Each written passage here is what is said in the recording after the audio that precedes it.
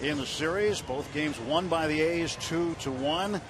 Pirates still looking for a way to solve the Athletics. Since interleague play began, they have not beaten them. They're 0 for 11. Yeah, and not a great time to be in a hitting slump when you're trying to break out of that kind of situation. So, yeah, we do welcome you to Game 2 of this doubleheader. The first game brought to you by the National Weather Service. It's one of those things, Tim, that I think back in the day when you didn't have the great drainage and the piping under the fields and that sort of thing, this thing would have been bagged a long time ago. But because you got the Athletics, they're in contention, the Pirates are in contention. This is the last chance we get to do this. They waited, and they got it. They're going to get it underway. Pirates need to improve the offense, especially with runners in scoring position. The numbers tell a story. Last 4 games, 3 for 27, 10 punch-outs, and with the third worst average in Major League Baseball currently, 228 on the season with men in scoring position. And the slugging percentage is not very good either at that point. So something that definitely has to improve. The batting average and the numbers with runners in scoring position. Got to drive in runs. Pedro can't. He's hitting solo home runs, and his average has been climbing. But Pedro has been doing a pretty good job. But again, you got to get those home runs, especially with guys on base. Yep, and you got to put some innings together where you string some hits together and just break out of it. It's gonna happen. They're gonna break out of it. It's just a matter of when. And in the meantime, you just got to pitch so good you can't give up 2 runs in a game. You know, if you're not hitting, you got to pitch better. If you're not pitching, you got to hit better. So, Tag, you're it, Francisco Liriano, and let's just hope you can do what you did in Chicago. A complete game effort, really terrific work, and he has been absolutely terrific. He's just done a great job since he got active after missing a good bit of the season. Francisco Liriano trying to halt a 4-game losing skid for the Pirates. He is 8-3, a 220 earned run average. Tommy Malone, another left-hander, will pitch for the Oakland A's. They're dressed up for some late night baseball at PNC Park.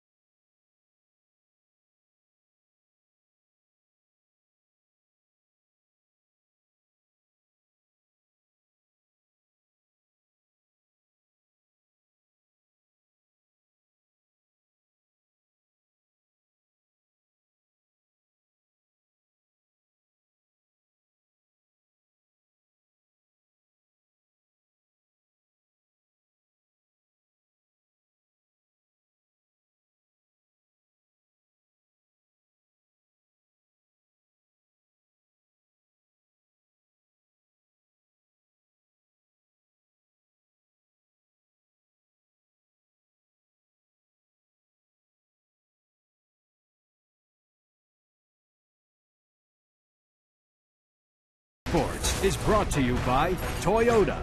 Now's the time to go places with Toyota. Visit buyatoyota.com for special offers. And buy PNC for the achiever in you. Let's go Bucks! Well, back here with Steve Blass and Robbie Inch-Makowski, I'm Tim Neverett, getting set for Game 3 of this three-game interleague series. Pirates start tonight 53-36. The A's 54-37. That's the baseball that Francisco Liriano will pick up once he's ready to get out there. And this game starting a little bit later than even it was projected to, just because Frankie's not ready yet. Yeah, and how do you assess this game before a pitch is thrown as the Pirates finally do take the field? To me, all bets are off. When you have this big a delay, who knows what's going to happen?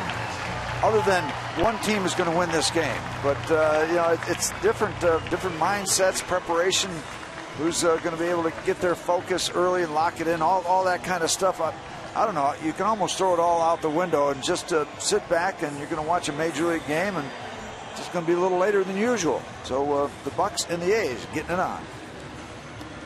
Well, Bob Melvin a long time ago run out this lineup with Coco Crisp leading off. The center fielder, switch hitter, start things for the Athletics. Then Jed Lowry, he's also a switch hitter. Josh Donaldson, fourth in the American League with a .380 average with runners in scoring position. He's a guy you could argue could have been an all-star this year. Yoenis Cespedes batting cleanup. Nate Fryman, then Chris Young, Derek Norris doing the catching. Grant Green in his second Major League game.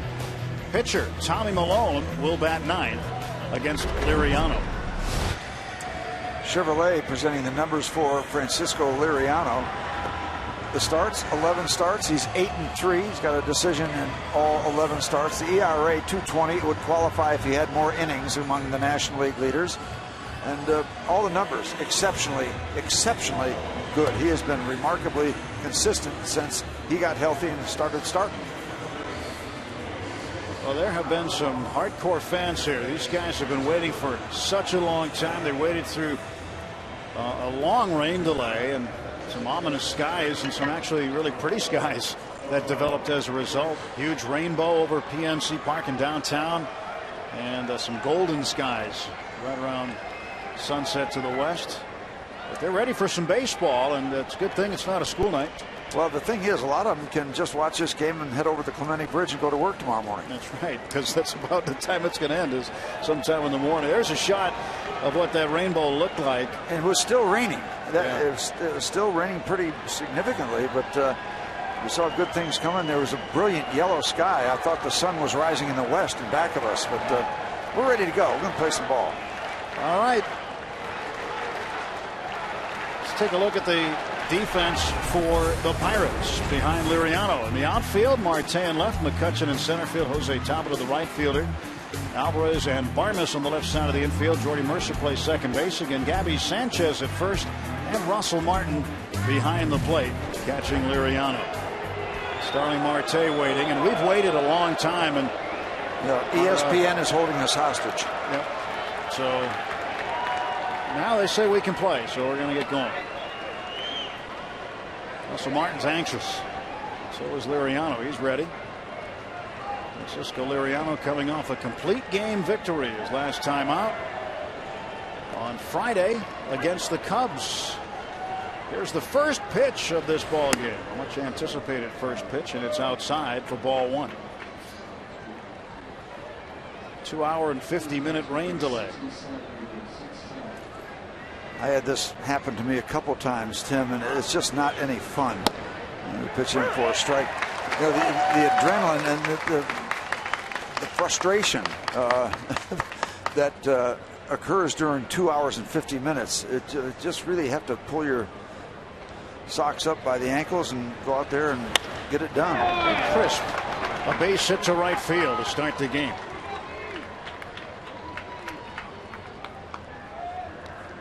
Well, the preparation, talk about that in a second. First, let's take a look at that ball just kind of tailed away. Yeah, up and away. Just kind of push it out to right field.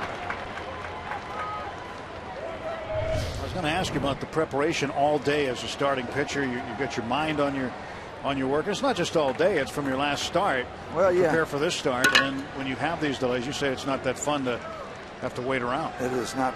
It's not fun at all. Jed Lowrie takes a strike on the corner. And Gerrit Cole knows what it's like. He had to wait 1 hour and 42 minutes for his first pitch to be delivered last night. An hour and 42-minute delay last night. 2 hours and 50 minutes tonight. 0-1 to Lowrie. Switch hitting shortstop.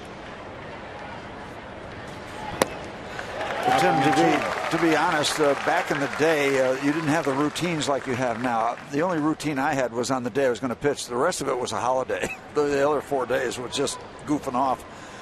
So, but when you get your day, when you're going to start, I mean, it builds and builds and builds, and you're ready to do certain things at different times of the day. And this just blows it all up. And Lowrie down on strikes. First strikeout for Francisco Liriano. And Francisco has just been so good, and he's been good a lot of times downstairs. Now that pitch is down under the strike zone, and you get people to chase that pitch, you're going to succeed, because a batter cannot do much with that pitch in that location. Just doesn't lend itself to hitting.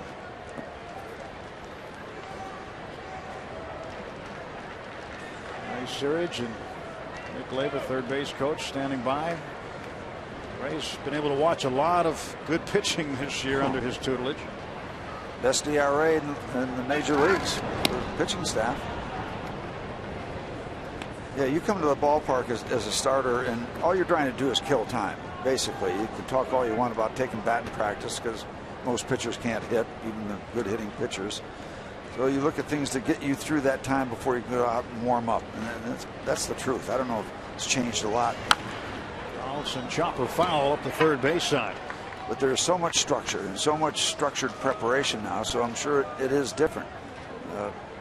Used to play cards, play solitaire, tell bad jokes to the clubhouse kid, just anything to get you through that time until you get out there and start to warm up. A tweet coming in, hashtag Bucks Booth. What do you guys do during the long rain delays? Well, I'm on the internet doing a lot of research. Yeah, I believe it. I believe it. Yeah, I saw Steve with his smartphone and his dumb phone, and well, yeah, and we use the dumb phone a lot. And he was just I actually took a picture. I took a emails. picture of the rainbow. I found the camera part of the flip phone. I saw. He tweeted it out a few times, I'm sure. It made noise and it did things. Fouled off, and it's 0-2 to Josh Donaldson. Basically, you know, we're doing the same thing. We're killing time, to be honest with you. I mean, catch up on some phone calls or check what. Actually, I was checking in to see if my house was floating out in the South Hills. I thought I saw it coming down the right field line about 8:15.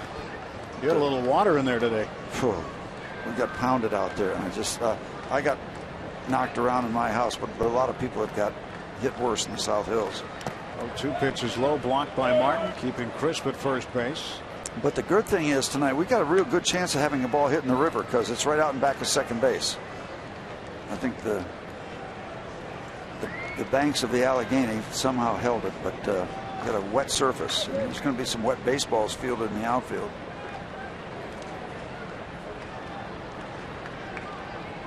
We're glad you're with us here watching late night baseball from PNC Park. 1-2 pitch outside, 2-2.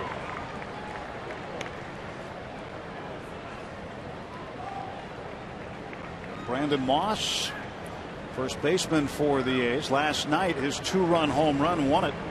Had a 2-run home run with 2 outs in the 4th off of Gerrit Cole. Hit a changeup off of Cole. Talked to Brandon for quite a while in the clubhouse today, and he was really impressed with Cole. He was lucky that he guessed right on the change. And that was it. 2-run homer for them, 1-run homer for us. That was it. He was super impressed, had a lot of good things to say about Gerrit Cole. He also talked very highly about Jeff Locke, who they saw in Game 1. 2-2 pitch. Outside to count as full to Josh Donaldson, the third baseman. He was telling me, he said, you know, Locke's got 91, 92 miles an hour, but he's mowing them down. He goes, we were very impressed in our dugout with what he had to do. He makes quality pitches. Yoenis Cespedes in the on-deck circle. Fielder for the A's.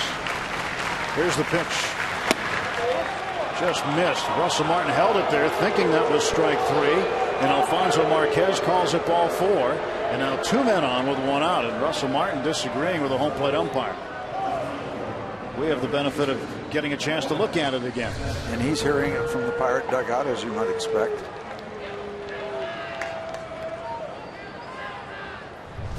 It's a 50-50 deal, and the A's get the call. Alfonso Marquez calling the balls and strikes. Scott Berry is the umpire at first. Mike DeMuro at second base, and the crew chief Wally Bell is at third. So 2 on, 1 out, top of the first inning. And Cespedes at the plate, a .224 hitter. He has 15 homers. He's driven in 42, batting cleanup for Oakland. And speaking of Garrett Cole, last night he was in the first inning jam and got out of it. Very good job to get his feet on the ground in that start last night, and then he pitched extremely well after that. If I'm not mistaken, the last 3 innings for Garrett, he faced the minimum 9 batters with the help of a double play. Liriano's 1-0 to Cespedes. Ball is going to stay fair, it appears. Liriano got him with the tag, and now with the run held up. That's Coco Crisp. He's out. A double play. There, that's what we've been waiting for. Something spatial.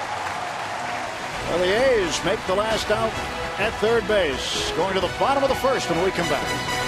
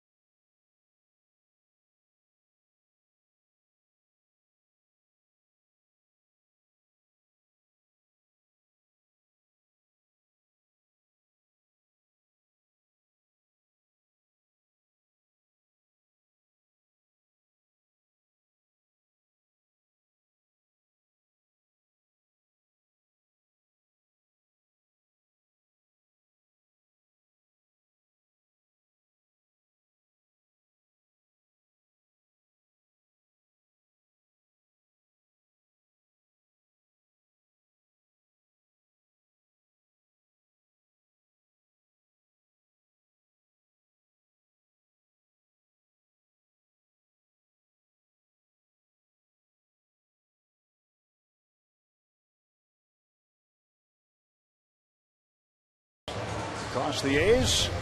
A double play here as Liriano makes a nice tag as he gathers up the baseball real quickly. And Crisp dead to right, so it's 1 unassisted right here on the put out. That was a drive-by, and the thing is that ball had a lot of English. It started out in foul territory, and Liriano did not quit on it. It had a lot of English that brought it back into fair territory, and Crisp is crisply fried. There's the drive-by. Starling Marte will lead off now as Liriano gave up a leadoff single to Crisp. That was all the A's got, so no score. Bottom of the first. Marte hitting .288 for the Pirates. 9 home runs and 27 runs batted in. 0-1 pitch. Marte shows bunt. Takes a pitch inside, 1-1. Marte has 101 hits.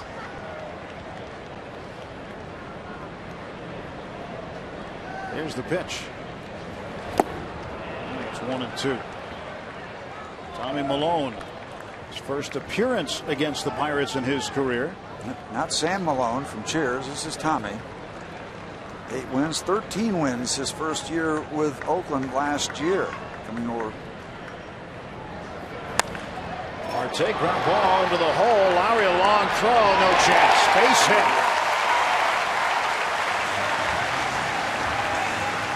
Buckos with the leadoff man aboard. Let's take a look now at the Toyota lineup for the Pirates. Just saw Marte with a base hit. Jose Tabata to follow.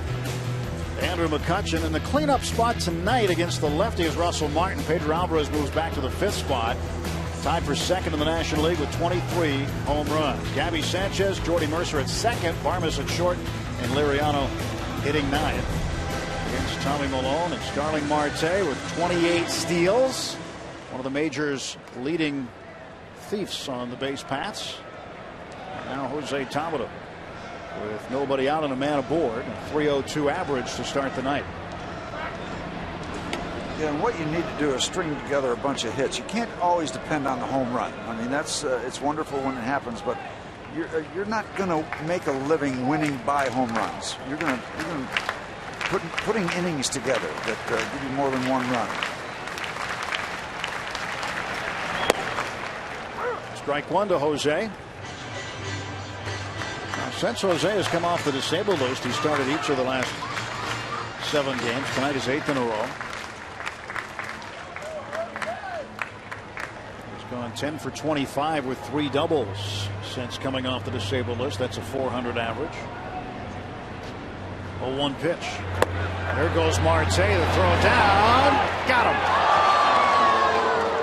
Derek Norris guns down Starling Marte, and there's 1 out. Yep, Norris has had good numbers, and he got some help from his pitcher, and it was kind of a tag on the way by. Well, a little bit of a flyer on the first base side, but tagged on the backside, and apparently in time, says Mike DeMuro.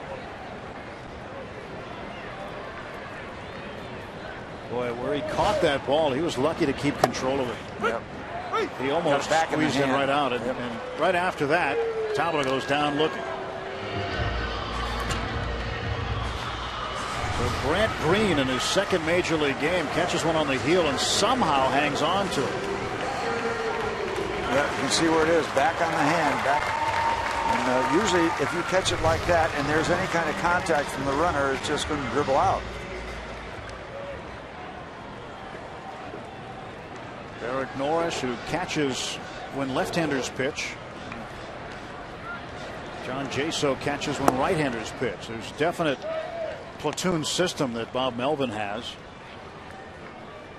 Tonight you'll see mostly right-handed batters in the lineup for Oakland. Norris has been better at dealing with base stealers than Jaso.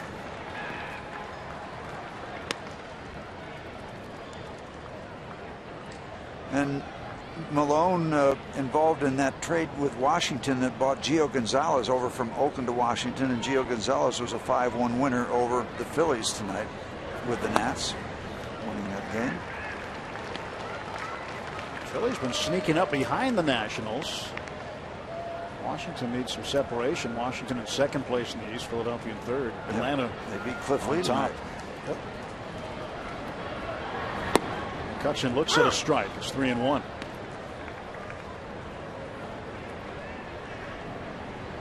You were mentioning the pregame show, Malone has given up 19 home runs. That's among the National League leaders. This is outside there. Ball 4, 2-out walk issue to McCutchen. And while on the subject, his 13-win season included 24 home runs, so he's a little vulnerable in the long ball department. Well, again, 19 so far, and he's allowed the most home runs before the All-Star break for an Oakland A's, since Gil Heredia allowed 21 before the break in 2001. Also, right-handed hitters have 16 home runs out of the 19 he's given up. Martin batting cleanup tonight. And lets that one go for a strike. Bottom of the 1st inning. If you just tuned in, this is not a rebroadcast. This is the live game. This is it. McCutchen off of 1st, and a pitch to Martin. Cespedes will run under it, make the catch, and we'll head to the 2nd inning at PNC Park. when we come back. Pirates nothing, Oakland nothing.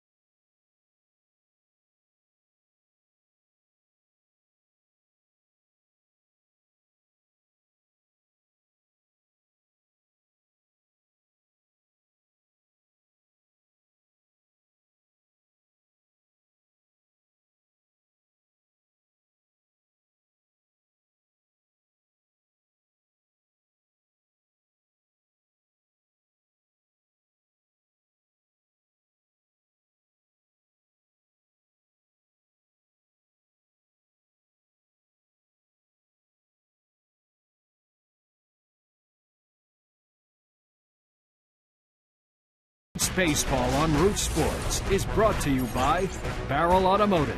We're driven to be better. And by Levin Furniture and the all-new Levin Mattress Stores. For a great deal on a new bed, shop Levin's. Let's go Bucks! No score. Athletics and Pirates, top of the second inning at PNC Park. Staying up late on Wednesday night. That's all right. School's out tomorrow. Yeah, school's out.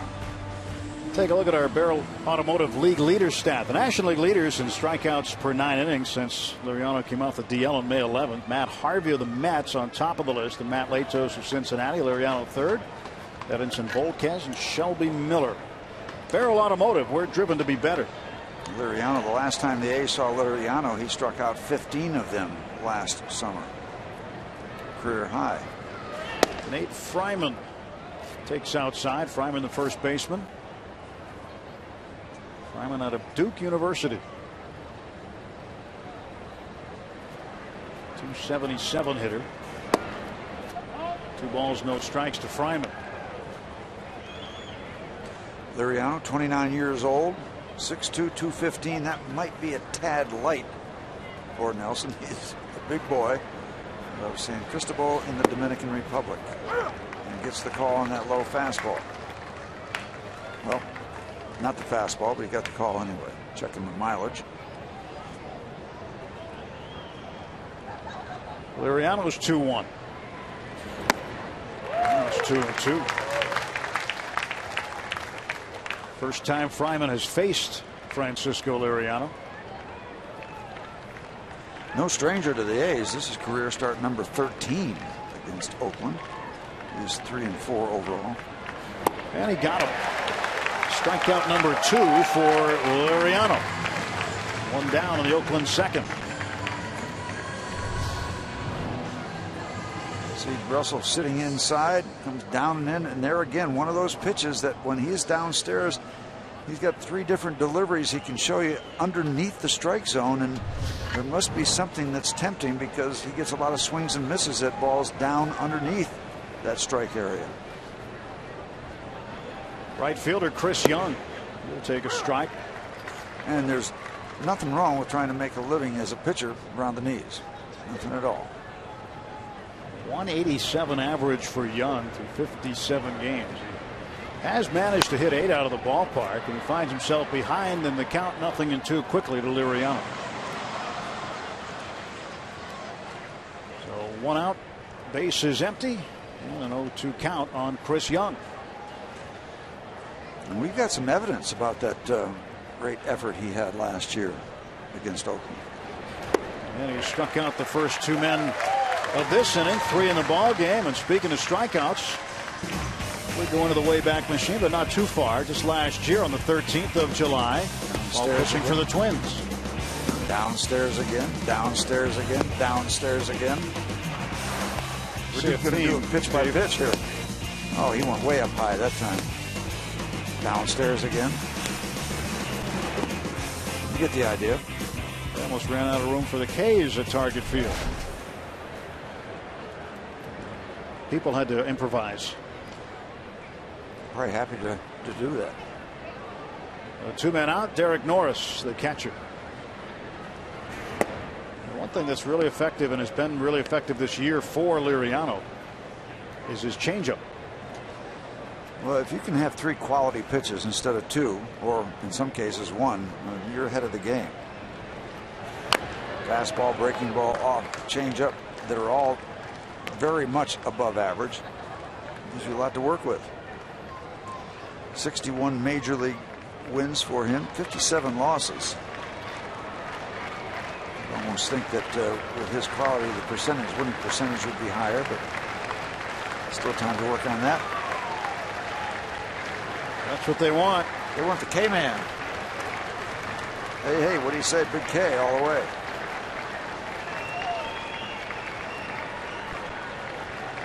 Fastball downstairs, down and in. And Marte will run under this one. Not a strikeout, but it's an out. And Liriano retires Norris and retires the A's in order in the top half of the second inning.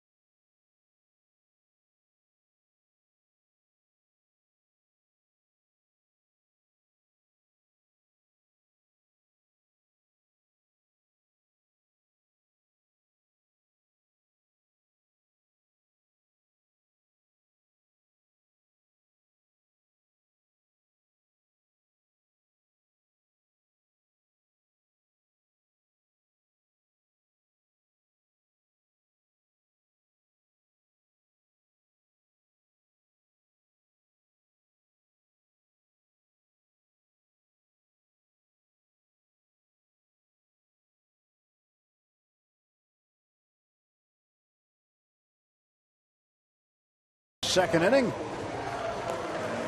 Bucks and Athletics. No runs yet. All-Star voting isn't over quite yet. You can vote for the final player for each league roster until tomorrow at 4 o'clock. Go to Pirates.com and cast your All-Star Game final vote for the final 2 All-Stars for the game in New York. Vote at Pirates.com or on your mobile phone. National League. Ian Desmond, Freddie Freeman. Freeman, the leader, we understand, in voting at this point in time. And of course, Yasiel Puig is getting a lot of attention. In the American League, Steve Delabar from Toronto is apparently the leader at this point in time. And some of the other guys, Joaquin Benoit, David Robertson, Tanner Shepard, and Koji Uehara, all pitchers in the American League. Can you do a write-in vote on this for Mark Melancon? No. What's wrong with that? Unfortunately. What's wrong with this system?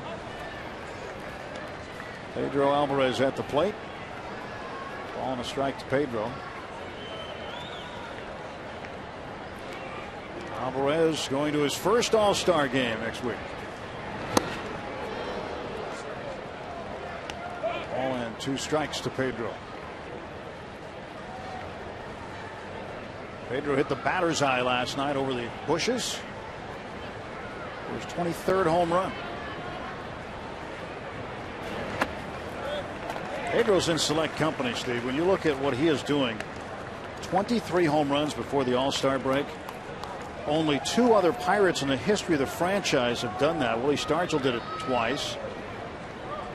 And Ralph Kiner was the other. It is good company.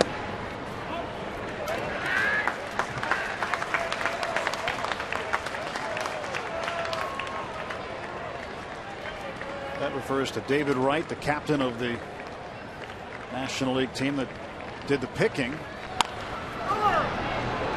at first base, Fryman goes on to Malone, and there's 1 out. Interesting, though, that Gene Collier, who I have a lot of respect for, I think he's a great writer in the Post-Gazette, had a column about that they should thank David Wright for not messing up your swing and getting that sort of thing. So he made a case for the fact that it might have done Pedro a favor. Just a different take on it. Yeah, there's 2 schools of thought on that, and Clint Hurdle got into a discussion in his office with us the other day about it. He's seen it go both ways. He's seen it where guys' production has tailed off after competing in the home run derby, and he's seen it where it's stayed the same or gotten better. So I guess it just depends on the individual player. So it was all him last night. I don't think we've scored more than 1 run in a game since the Furries left. I really don't. And who knows if they're really all gone. Well, Pirates looking to score more than 1 tonight. No score. We're in the bottom of the 2nd inning. Gabby Sanchez, 233 hitter. Sanchez had a pinch hit appearance last night and ended up striking out in the 7th inning. Looking. Tapped her off his foot. That's a foul ball. Ball came off his foot pretty hard, went all the way out to Donaldson. Off the shin. Ouch. It's good reason to jump up and down.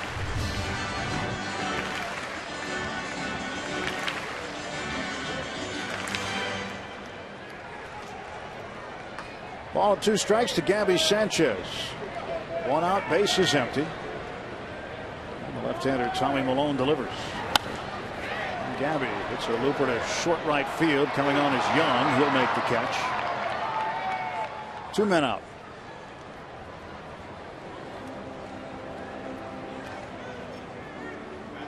Chris Young, part of that platoon. Depending on if they're facing a right-hander or a left-hander. Josh Reddick was in right field last night, but they do get a chance to get Reddick in at another position occasionally as a designated hitter in the American League, but they lose that position here in these National League ballparks. Well, they've done pretty well with that system.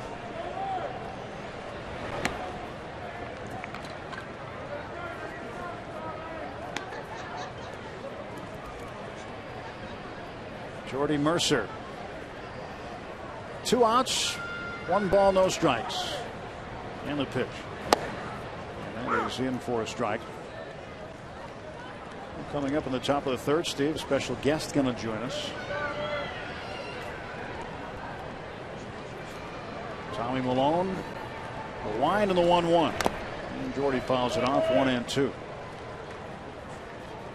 Got my look-alike program going with Tommy Malone and the former Cubs pitcher Ken Holtzman.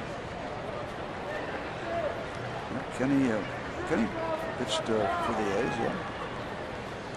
And Kenny had a no-hitter. 1-2 pitch. And Mercer lines it to left field, a base hit. 2-out single for Jordy. And the Pirates with a base runner. Now Clint Barmes will come up next. Good piece of hitting, down and in, got the body out of the way. He'll hit the left.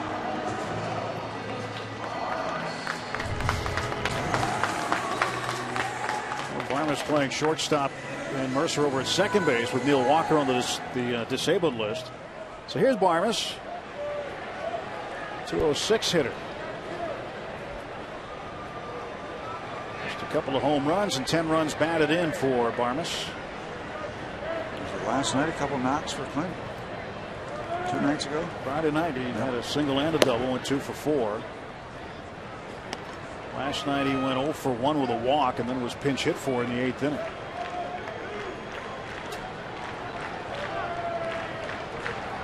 So Emil Walker having to sit out in the next little while. He'll be back after the All-Star break. Soreness in his right side has put him on the shelf. Yesterday, the Pirates calling up Josh Harrison to take his spot on the roster. So Walker trying to get healthy. And one thing that frustrated Neil more than anything last year was the injury at the end of the season. He wanted to be out there more than anybody. Second DL stint for him this year. He had the hand problem. Barmes hits one over the head of the second baseman Green in the right center field. Mercer around second. He's into third. And the Pirates with runners at the corners. Just a little flare out of the reach of Green, and Mercer off with contact with 2 outs. Sliding around to third base. Didn't get all of it, but got enough to get the lift just over the glove of Grant Green. Mercer got no reason to hang around first base. Or second.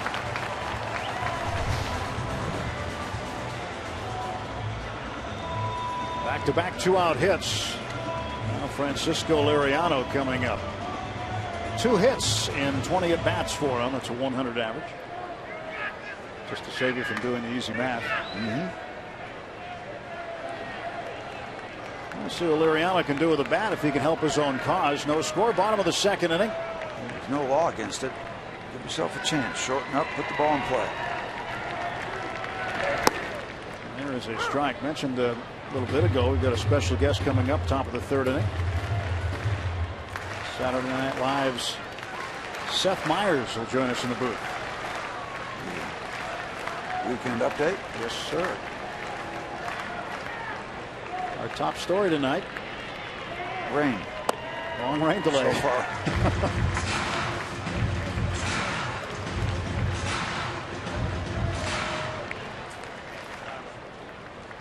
Maybe we'll do an episode of Really. Really? Really? Yeah. Really? Maybe we'll do that. Hope it's not a 1-2-3 inning. 1-1 pitch. And this one is fouled back.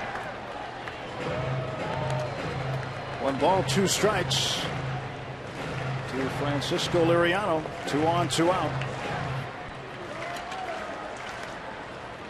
Many times you'll say, well, okay, yeah, now this gets the pitcher out of the way so you can start fresh next inning. But, you know, when you got runners on 1st and 3rd, you as a pitcher, hey, this is a chance to help yourself out, help your ball club out, help yourself out.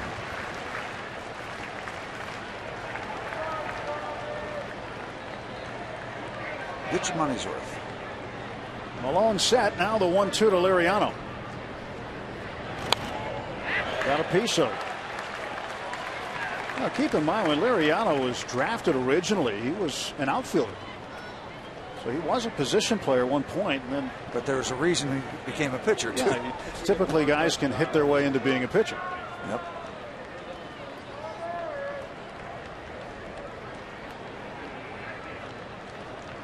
Derek Cole and Jeff Karstens keeping an eye on Liriano at the plate.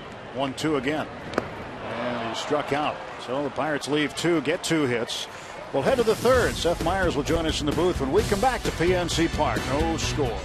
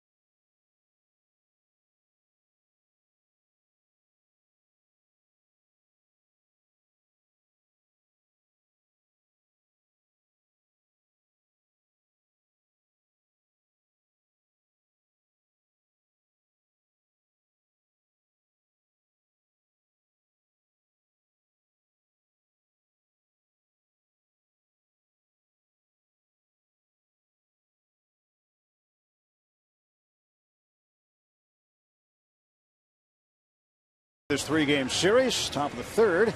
And joining us in the booth from Saturday Night Live, Seth Meyers. Seth, look at the time. Really? I stuck around, you guys. I stuck around. You know, I think a lot of people are saying this year there are some fair weather Pirates fans, but I wanted to show I'd stay through the worst weather. Well, you work the late shift anyway. I'm going to work, whatever, hour and a half from now. Yeah, that's right. On a normal night. It's no problem for you. You have family around here? My dad grew up in East Liberty. Liberty for people from around here. But so my dad's a lifelong Pirates fan, and when we decided we'd come out here, this is my first time at PNC. Let me ask you about this.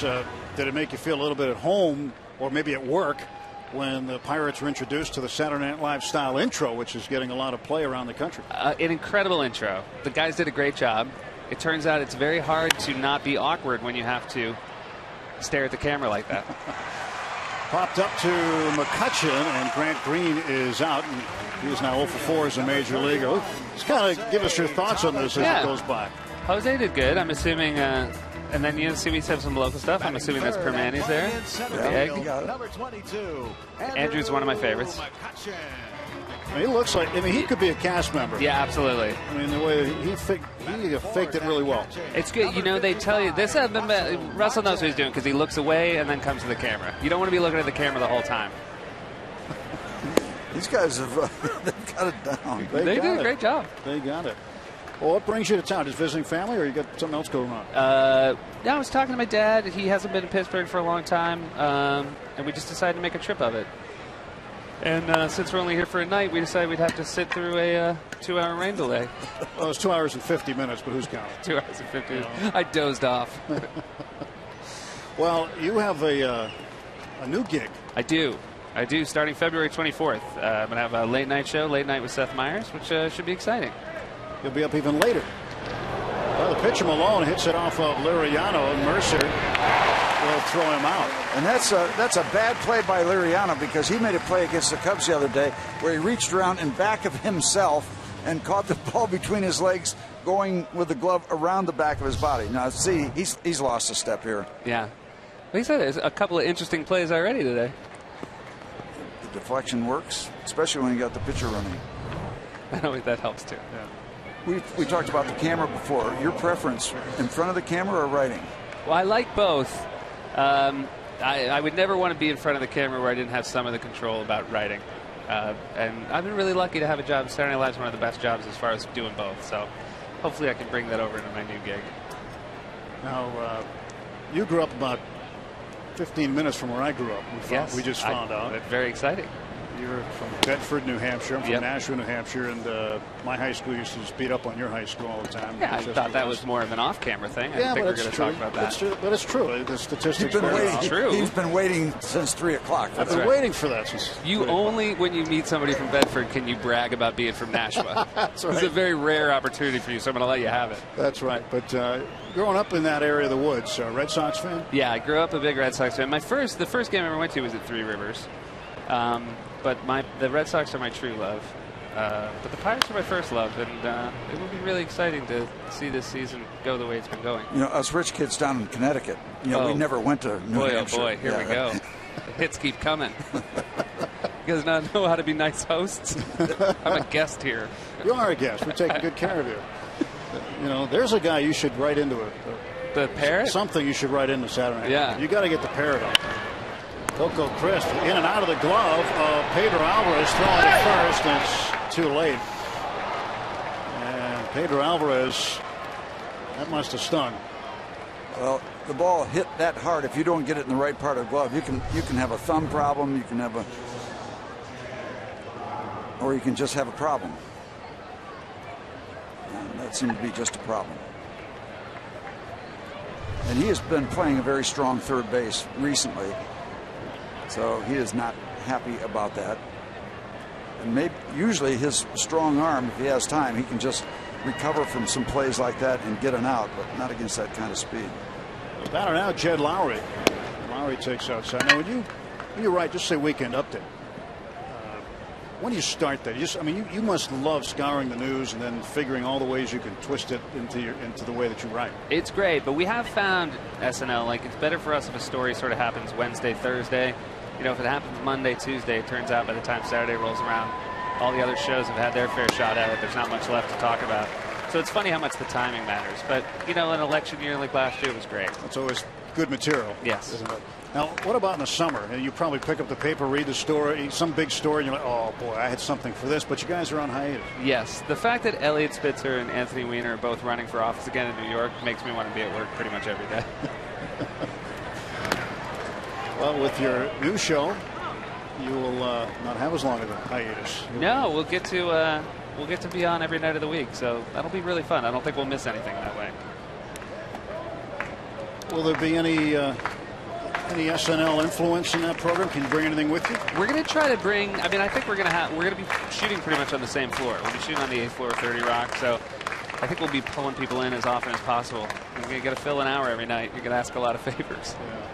That's good. It's good that you're taking over for a buddy of yours. Yes. So I'm very lucky to have a buddy who's so successful that he moved up an hour. Again, another one off of Liriano, and Alvarez the throw, and that gets away. And this is a bit of trouble. Crisp will go to third. He'll hold there.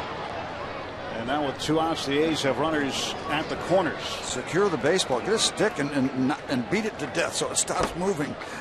I feel like I should say every one of these plays are the plays I made in Little League, so I feel like I'm somehow influencing. I mean, you don't see too many deflections off the pitcher where you can get a couple outs in a given inning, so I guess we were due to not have it happen. Error on the throw on Alvarez. That is how Jed Lowry reaches. Crisp going first to third. Once he realized what was going on. This might be a naive question, but when you're doing weekend updates and that sort of thing, do you ever go back in the archives and study styles or look at that kind of thing? I grew up watching the show, so I think I was influenced just by watching. You don't want to study it too much because then you find you're just imitating. Yeah. But I certainly, back Dennis Miller and Norm Macdonald were guys that were sort of my favorites at the job. Yep. Dennis, a Pittsburgh native. Pittsburgh's own. Did you ever, when you started doing Weekend Update, did you ever get any advice from the original guy, Chevy Chase? I've met Chevy. I didn't really get as much advice from Chevy, but he's always been really supportive. Jordy Mercer bobbles it and throws him out. All right. Out of time, Seth. Thank you guys so much. Thank you very much. Great meeting you, and good luck with the new show. Thank you. Looking forward to staying up watching it after games. And if you ever make it to Bedford, do not look me up. Okay. Yep. February 24th. Yes, absolutely. Thanks, guys. All right. Thanks, Seth. Seth Meyers from Saturday Night Live. No score. Middle of the third inning.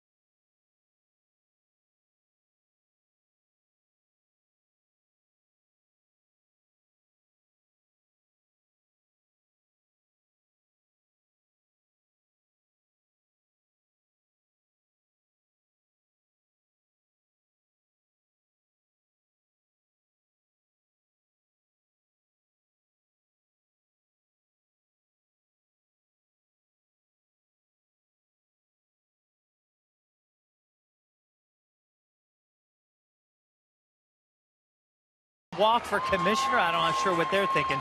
I'm Robbie Ince-Mikowski. Well, the Pirates, you know, they have a deep farm system and a lot of prospects, and 2 of them made their debuts recently with the Gulf Coast League Pirates, and that's Austin Meadows and Reese McGuire, the 2 first-round picks that just signed. Meadows with his professional debut yesterday, and there's Reese McGuire doing a nice job so far. And Jacoby Jones off to a hot start with the Jamestown Jammers, 13 for 32. His OPS is over 1,000. And you look at Jacoby Jones, General Manager Neil Huntington said the one thing that's benefited Jacoby Jones, Tim and Steve, with this quick start is he played late into the College World Series, eliminated in the semifinals at LSU, so he just kind of kept on going right from his college season into his start to his pro career. So hopefully got a few more prospects coming up the pipeline. Yeah, and that's a great name. Great baseball name. You like it? Yeah. Yeah. How about Blake Taylor? That's a good one. Sure. He's going to make his debut Saturday, 3rd-round pick, so they're signing. I mean, I like this new system, Steve, with the new deal with the draft and getting the guys in earlier and signing them earlier, getting them so they don't basically lose out on a whole season, because the way it used to be is that a guy wouldn't sign, they were a top pick anyway, they'd wait till the last day in mid-August, and essentially the season's over. Yep, negotiate back and forth. That's good. Thanks again to Seth Meyers for joining us. Saturday Night Live. Looking forward to his new show, February 24th, coming up, replacing Jimmy Fallon. A couple of New Hampshire natives. You felt lonely, didn't you, Steve? You just felt different, didn't you? No, yeah. Down in Connecticut, we don't really spend too much time about New Hampshire. I know, it's the Constitution state. Granite State, we look down on Connecticut. 2-2 pitch. Marte fouls it off. Well, literally, that's just geography, that's all. Yeah, live free or die. What kind of a license plate is that? I mean, it's a good one. Or die? What if you're just a little bit free? Well, I think they're just get hurt. I think they're just making a point. You know, you don't really have to die. Yeah, I see it on all those cars. Marte rips it into left field, a base hit. He is 2 for 2. Leadoff single for Marte, and the Pirates trying to get something going. A hustle double for Marte. That's double number 17. Why not took push advantage of Cespedes, who just assumed a single. Why not push it? You got the play in front of you. Not much happening offensively. Long way to come for Cespedes. He didn't do all that bad a job. It was just controlled aggression by Starling Marte. Looked like he had that on his mind from the time he left home plate. Boy, can he fly. 103 hits now for Marte. Talbot will square around, and there's the bunt down foul. How refreshing would it be to hit for about 20 minutes? Clear the air. The air cleared from the rain. Let's clear the air from the offensive doldrums.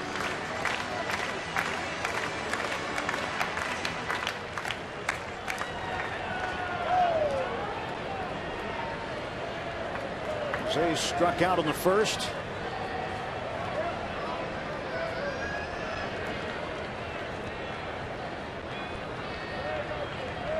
Pitch on the way from Malone. Jose takes strike 2. You got the time? Just curious. You got the money? No, I mean, what time is it? Okay, I got the time if you got the money. Just checking. Get her done.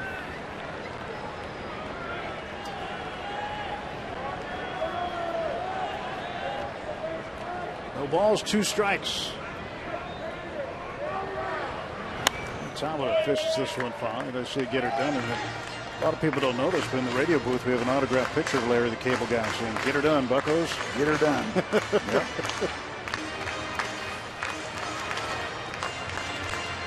Yep.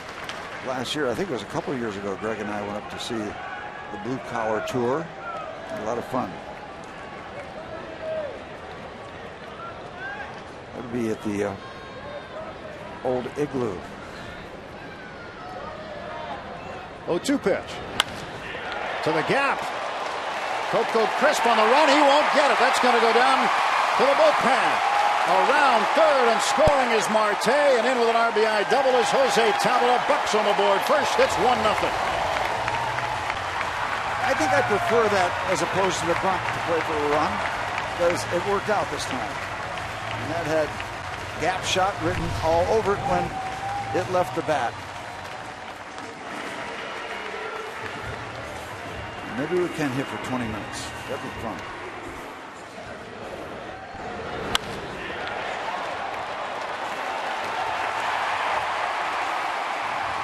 Double after double. Yeah, maybe it's an outfield kind of an inning, as you have the left fielder, right fielder, and center fielder working the home plate area for the Bucks here in the bottom of the third. Andrew McCutchen walked his first time up.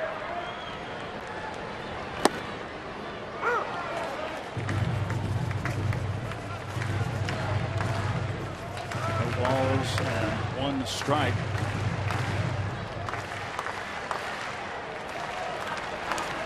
Kutch owns Pittsburgh. Owns Pittsburgh. Never seen that one before.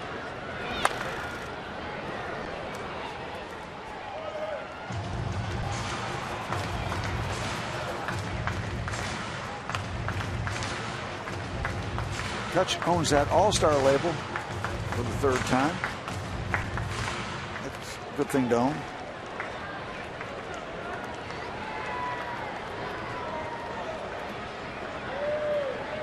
Into to Kutch. A very good athlete, a very popular athlete in Pittsburgh, Andrew McCutchen.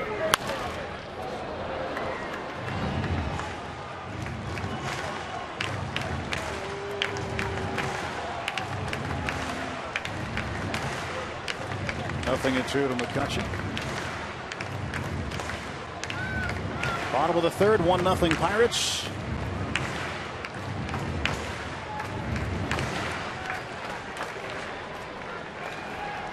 Jose Tabula at second base. RBI double. Getting Marte around, and now McCutchen trying to do the same. Takes up high, 1-2. You just have the feeling that the Pirates are going to break out. I mean, it's a slump, and it's just it gets people's attention simply because of the last 2 years. If they hadn't happened, it would be a slump. And you leave it at that, you're going to break out. But there has been backdrop. 1 ball, 2 strike offering from Tommy Malone coming to McCutchen. Inside. It's 2-2.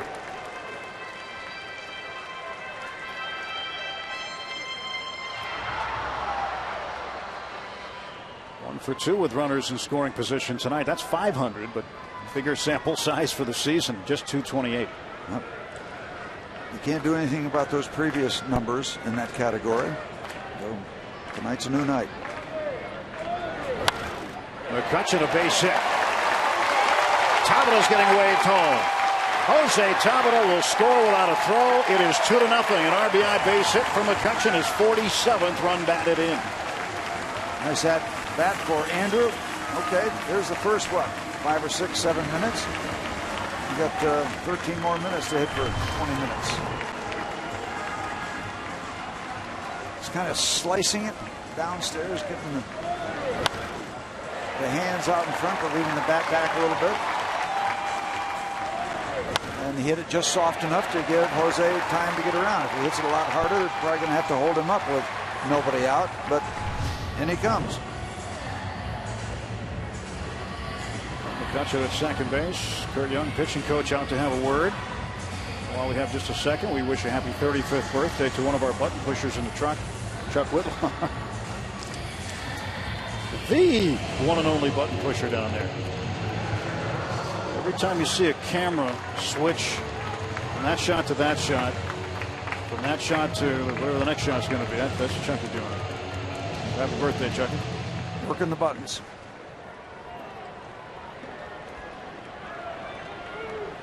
He's down on the trailer. They've been in the trailer a long time tonight. Go to first base, and back is McCutchen. Since we're on the birthday list, happy 66th birthday to Robin Dick, a great Pirate fan out in the North Hills. Happy birthday, Robin. Glad you're sticking with your Buccos. 2-0 Bucks, and Russell Martin a swing and a miss. No balls and 1 strike. Hey, birthday. It's her birthday too. That's the way to celebrate a birthday. Come to the yard. Only for another hour and 5 minutes or so. Hour and 7 It seems so long a day. Maybe they already had one earlier in the day. This might be birthday number 2. May as well continue the celebration into the morning. We will be doing that for sure. 1 ball and 1 strike. Might want to come to the pool party in my basement of my house after the rain. Yeah, we understand you have a new in-ground pool. Indoors too.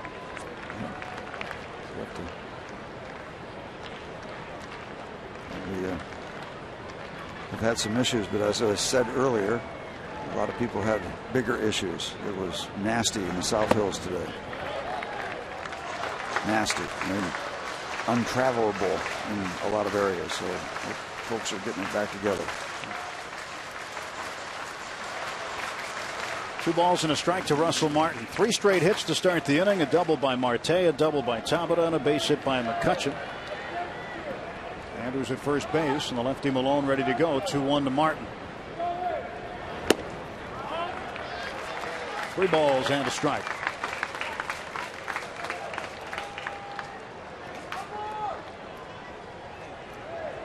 Nice to see an extended half inning for the Pirates.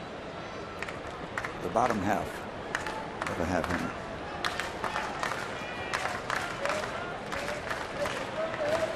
Three-1 pitch. In for a strike, and the count is full. Nobody out in a full count. Even though there's nobody out, do you think about getting Andrew on the move here? He's going to probably come in the strike zone. His control has been outstanding. Pedro Alvarez in the on-deck circle. Here's the payoff pitch to Martin. Nope, it'll be a throw to first base instead. And the front leg of Malone was either very close to or maybe over that imaginary line. Oh, they can get away with unbelievable things. Left-hander. That is that could be called a balk. That's surprising. That's not a balk. Well, very surprising. It could be. They don't do it all the time.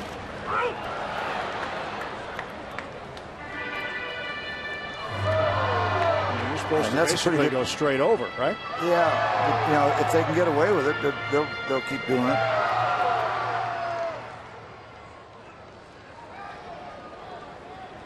The interesting thing to me is nobody argues balks anymore. We used to scream at the umpire. What did I do? He said, you balked. What did I do? You balked. And it would go back and forth like that until he threw you out. He didn't have a good answer for you. It was good enough for him. He fouls it back, and McCutchen staying put, both 3-2 pitches. Marte 2 for 2, another multi-hit game for Starling. Multi-hit game number 32. Tied with Alan Craig of St. Louis now, and Gene Segura of Milwaukee for 4th in the National League in multi-hit efforts. The 2 principals there in the Pirate dugout. Double-double. Start the bottom of the 3rd. Here comes the 3-2 again to Russell Martin. Nope, throw to first. And again, a lot of foot. It comes down closer to, or on the home plate side rather than straight to first. They did call a balk. All the fans call a balk here. And that one wasn't as pronounced as the first one. And they'll allow that one. That one will not get called ever. Throw back. And now the fans don't care whether it's a balk or not. They're tired. They want the Pirates to win so they can go home and go to bed.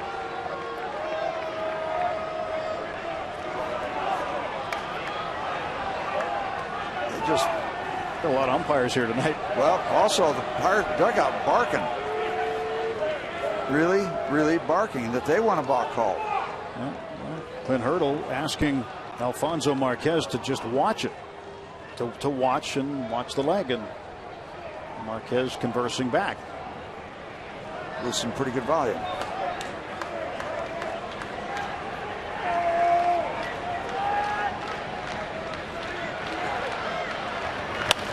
Ground ball to short. Lowry flips to second for one, and Martin beats it out. That's all he's going to get. He might have had a little contact with Fryman on the way by.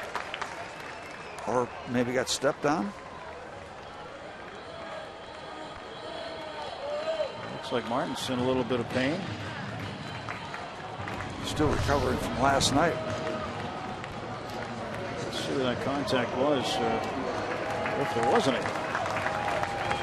Hard to see from that angle. Certainly Russell a little bit lame. Reaching for that right ankle. Might have been the way he hit the bag. Ball is not secured, and he gets second base.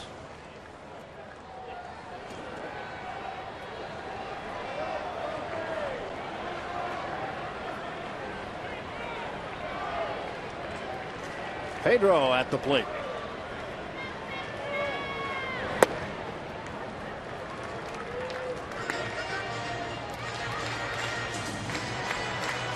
Alvarez 0 for 1 tonight. One of 4 Pirate All-Stars.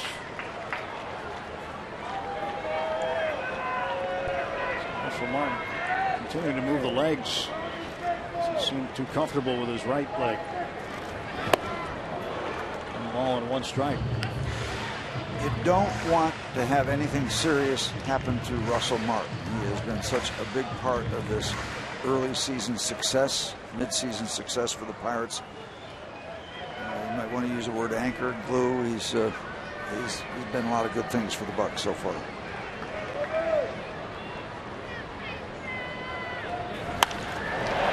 Shot to right center field. This is going to get Martin around. He's coming in. It's 3-0 Pirates. Pedro Alvarez hitting left-handers and hitting them at a pretty good clip. That ball hard hit. Found the hole. Died in right center. The Pirates had him. Here goes Russell.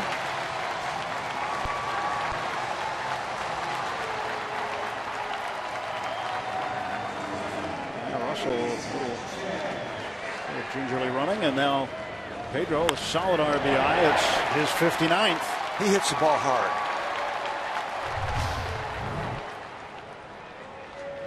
Well, finally the Bucs have put together an inning this series. 4 hits in the inning, 1 out and 1 on still. Have we hit for 20 minutes yet? We're close to it. Getting close to it.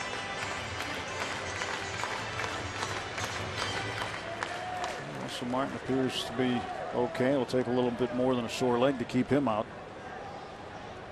He's a little frustrated by it at this point, though.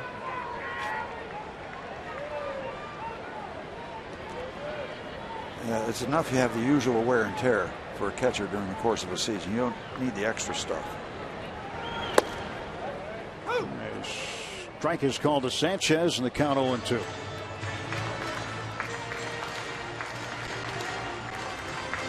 That's 21-3. And getting 3 or more hits with runners in scoring position. Pirates have 3 hits already. We're still very early in the game, just the 3rd inning.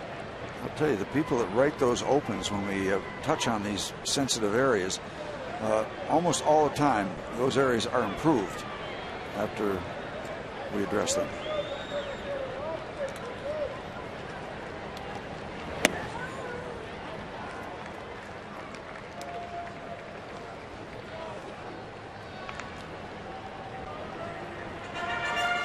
Activity in the bullpen? Yep. Yeah. Got Neshek warming up. Let's hope we don't see Twitchy tonight. Balfour. He makes me nervous.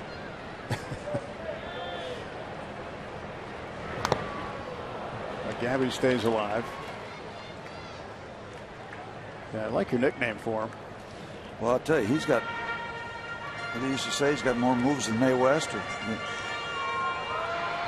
Hopefully we don't have to see him tonight, but it's Neshek warming up now. He's sidewinder. That's not conventional either. So we've toned it down a notch, but not completely. 1 ball, 2 strikes to Gabby Sanchez with Alvarez at first base.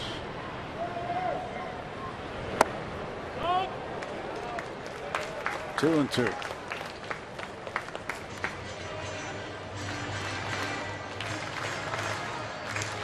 Tommy Milone didn't allow a home run in his last start against Kansas City, but in each of his 8 starts prior to that, he allowed at least 1. There's a total of 12 home runs hit in his prior 8 starts before his last one Friday against Kansas City.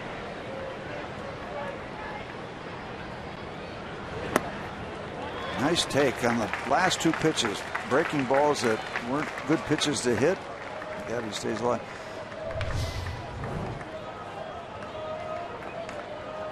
Okay, there's one. Good take.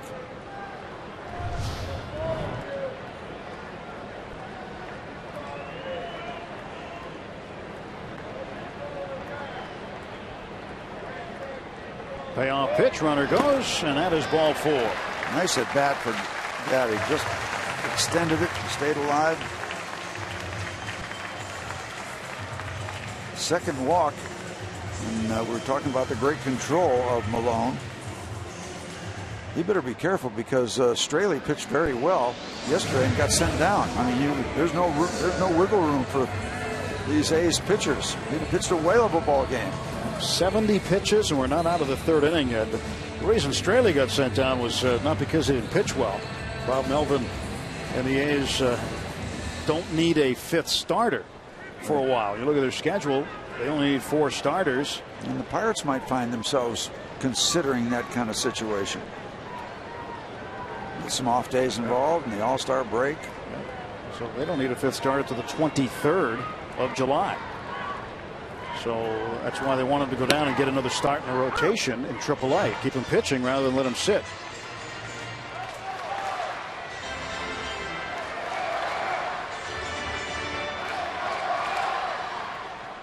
And Cole is in that same situation right now in terms of schedule, but Clint Hurdle saying they're going to have a discussion to see what they're going to do to start the second half. Usually at the All-Star break, you might retool your rotation because you have those days off. Everybody's rested, and you have an opportunity to reset the rotation. And Pirates don't need a 5th starter until the 23rd of July also. Get the off day tomorrow, and then you get 4 days at the All-Star break. So we'll see what the Bucks decide to do. I'd like to see Jordy catch a gap here and watch these guys fly around the base paths. Jordy is 1 for 1. We don't have great speed, but if you catch a gap, it could be a lot of fun. Pedro and Gabby.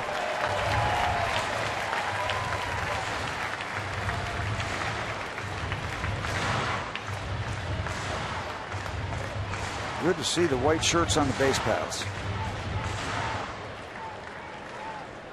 Haven't seen the white shirts in a while. Literally, the Pirates have been wearing the black tops for, I don't know, 5 or 6 straight games, it seems. 1-2. 2 balls and 2 strikes to Jordy Mercer. And Tommy Milone laboring here in the 3rd inning.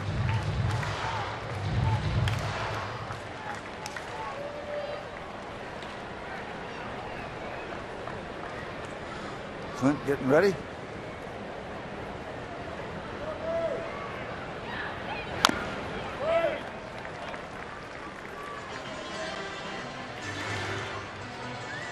Three runs on 7 hits.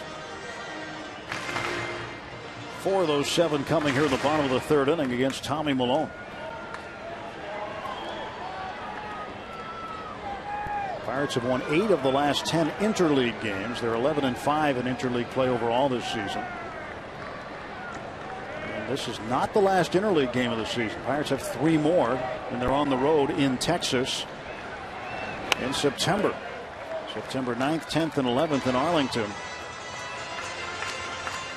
And those may be games that the Oakland A's will be watching closely because Texas chasing them by half a game in the standings currently in the American League West. And that could be a very, very big series at that time of the year for the A's, and of course, obviously for the Pirates.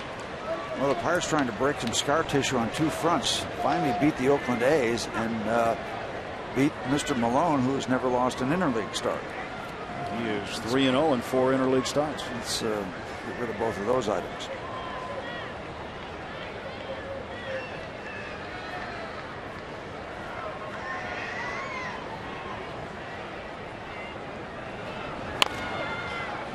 Taps this one foul.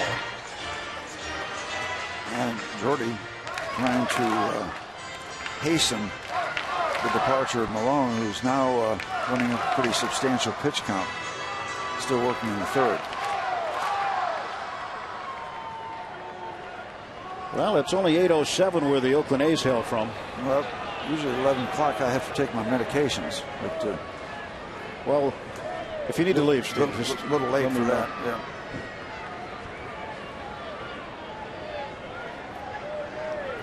Two balls and 2 strikes to Mercer. Now, you going to wait till after the game to take him? Because I'm afraid of what might happen if you take him during the game. I don't really know, because I don't know if the places I take my medications are still open. Oh, I wasn't sure if you took him before the game or not. But no, we'll adjust. It's a night for adjusting. Here comes the 2-2 to Mercer. 1 out, 2 on for the Buccos. The pitch. Jordy having an at bat. Work him, Jordy.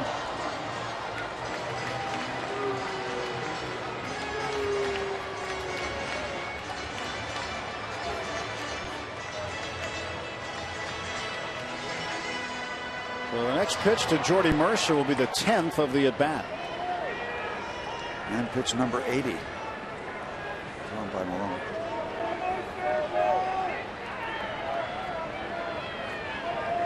Up and away have been most of the pitches. Down the left field line and racing over is Cespedes. 2 men out. So Jordy, after a long at bat, flies out to Yoenis Cespedes. And that's going to do it for Tommy Malone. Bob Melvin makes his way out to get him. He'll go to the sidewinder Neshek to face Clint Barmas. So Malone's night finishes, well, early is relative at this time of the night. 2 outs for the Pirates with a 3-0 lead.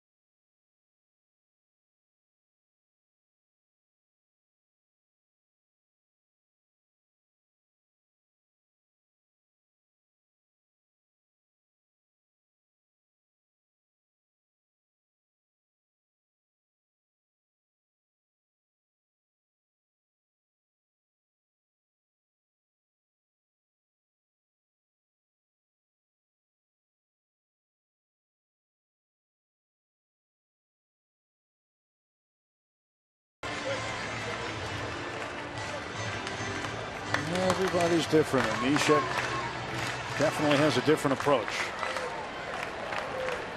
He'll offer the glove to you right there. He'll put the ball in it, tap the feet a couple times, and then uncoil. Thomas rips this one foul past the rain tarp. The well-used rain tarp. Well, that's a long run. And does he come to a stop in his pre-delivery routine? I can't really comment on that because I never did. I never got called on it either. If you do something often enough, that gets the umpires just get numb to it. Okay. Popped up. Fair ground. Nishet getting out of the way as the third baseman Donaldson comes in and makes the catch. Buccos put 3 on the board on 4 hits, 2 left. After 3, it's 3-0 Pirates.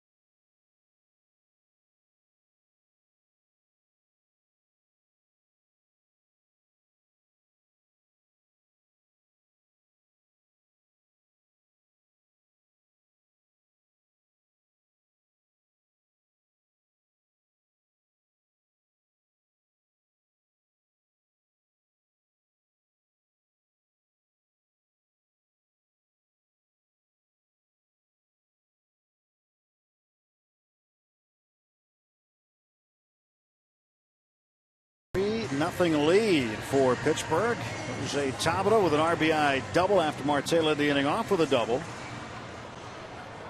So now a 3-run lead for Liriano to work with. I want to welcome the group from Uniglobe Ohio Valley Travel Group. They were down at the Clemente Museum all afternoon, and they are here at the ballpark, and they have stayed to watch the Pirates take control of this ball game. Good bunch of folks. Had a good time with it. Strike call to Cespedes.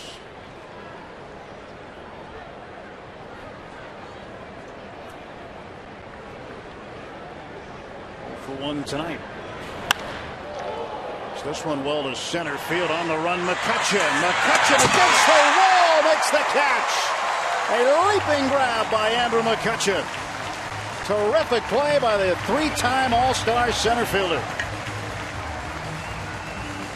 And there is a true example of a center fielder confident in his ability to go back. The ball had a lot of charge, a lot of carry to it. But we've got a man out there that can handle it with his neon glove.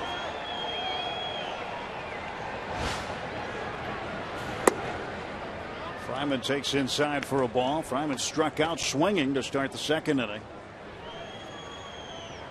Andrew McCutchen taking one away that was hit 399 feet away from the plate. And would have hit up against the center field wall. I like that glove. It's a good glove. It is, and it's very, very stylish, yet understated.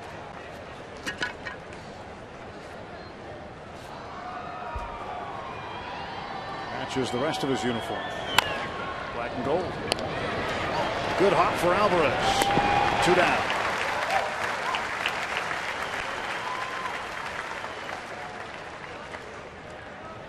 Fryman is out. He's 0 for 2. And the right fielder Chris Young was 0 for 1, also a strikeout victim of Liriano.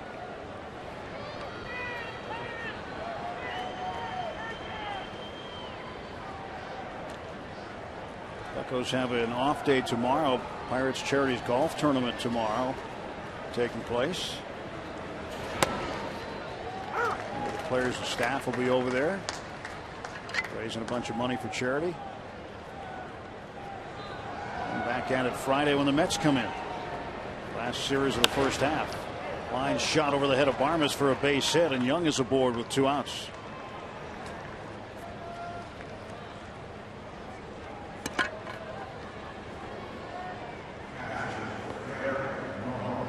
Those are a lot of the players' wives out there.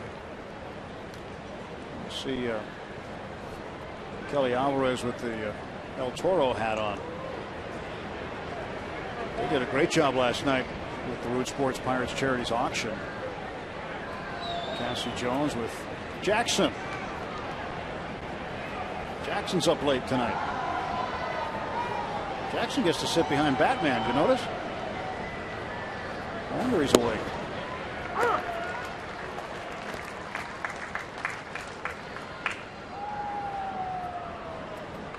The players' wives having some fun. And of course, Cassie Jones wearing the G.I. Jones helmet.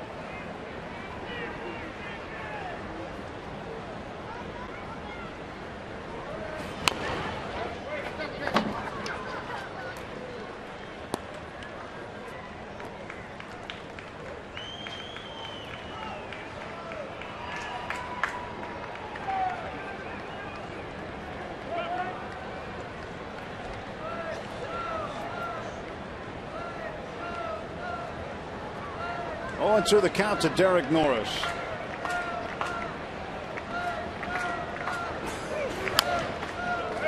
It's over the Pirate dugout into the seats.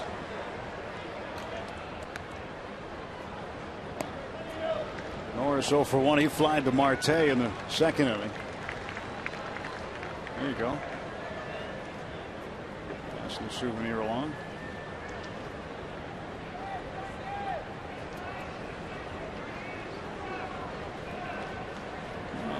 Can't give it away. May as well keep it. Right back to Liriano. 3 outs. No runs, a hit, a man left for Oakland in the top of the 4th inning. Pirates with a 3-0 lead.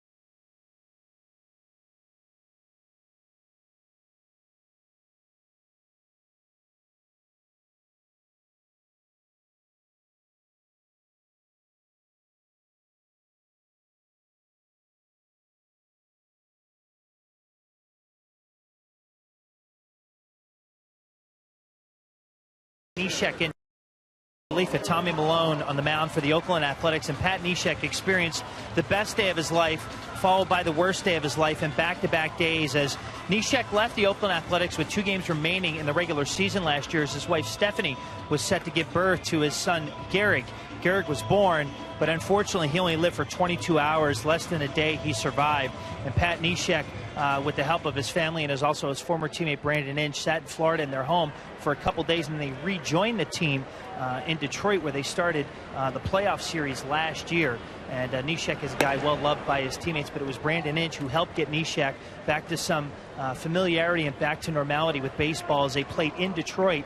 And Inge used to play for the Tigers and was his current teammate. Set him up with a doctor that he knows to help Stephanie get some care to make sure she was physically okay after losing the baby 2 days earlier. And Neshek has had an incredible run since then. He has been a regular in the bullpen. He's obviously their long guy, as we see right now.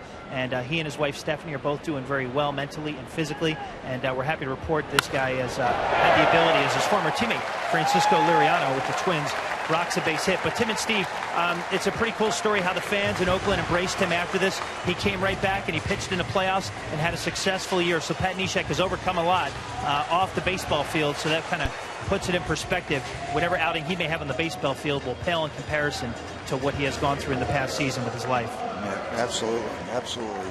I can't even conceive of anything like that. So all the best to this young man and his wife. It's unbelievable. Francisco Liriano, a leadoff single. He is 1 for 2. Now Marte, who is 2 for 2, a single and a double and a run scored, takes ball 1 inside.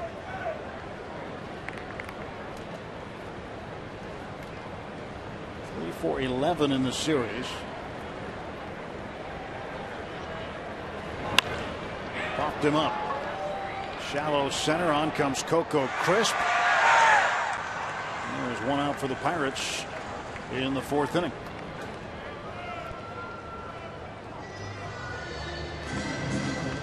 Marte at 292 prior to that at bat. Still battling to get back to 300. He'd love to be a 300 hitter in his first full season in the big leagues.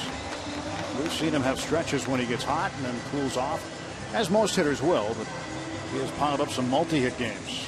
Jose Tabata, who has played well since coming off the disabled list, has 4 hits in this series.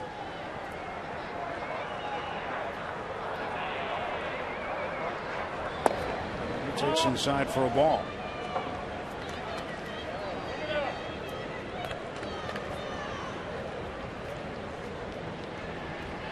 Three runs on 8 hits for the Pirates. No runs on 4 hits for Oakland. Fouls it off. Now for the A's, they go back home to Oakland. They'll have a day off Thursday, tomorrow, which is in a little more than a half hour. And then they'll open a series against the Red Sox on Friday at the Coliseum. Strike called at Tabata.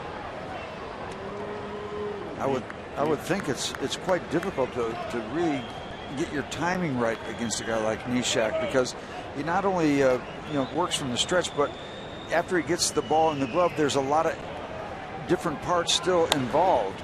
So he almost goes through a regular wind-up kind of a situation after he contains the ball. I would think it'd be hard to not be jumpy and expecting the delivery to be a little bit earlier. The ball is placed, and then it goes through a lot of other stuff before it's delivered. Jed Lowry, the shortstop, flips to Green, back to first, too late. Tabata beats it out. They do get the force at second on the fielder's choice. And Liriano is forced out 6-4. 2 men out. And this is going to bring Andrew McCutchen up again.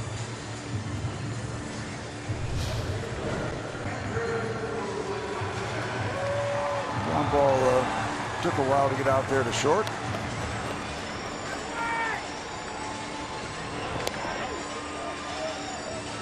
Rolled over on the outside pitch and turned into a ground ball to short. McCutchen 1 for 1 with an RBI. He's also walked.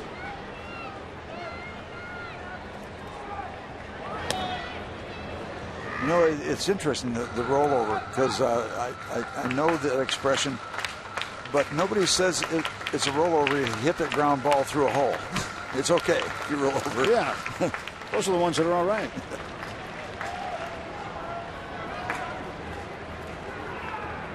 He's got to find that separation between the infielders. The rollover hit works. Hold it. He did not, says Scott Berry. Oh, Andrew. That's not going to go over too well with the umpire when you. Let's watch Andrew now. When he gets the call, he's going to dismiss the umpire.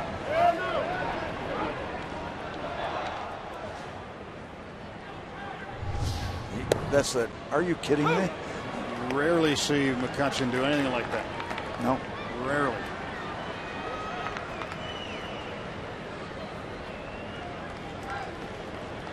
Andrew has had hits in 16 of his last 18 ball games. Had a 10-game hitting streak snapped last night.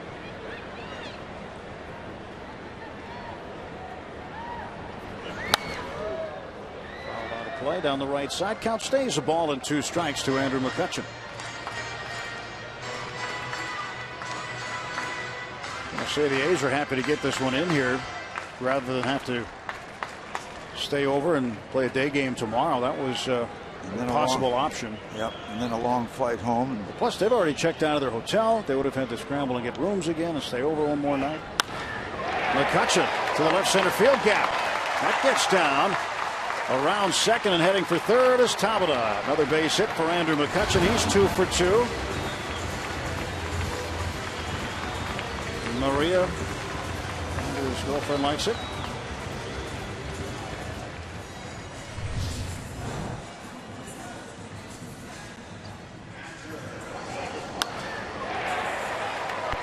On the move with 2 outs, over to third base.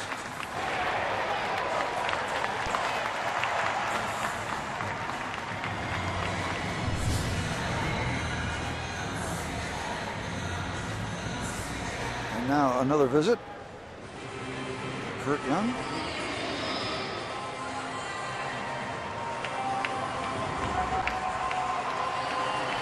Neshek having a visit. Now a left-hander. Getting going for the A's.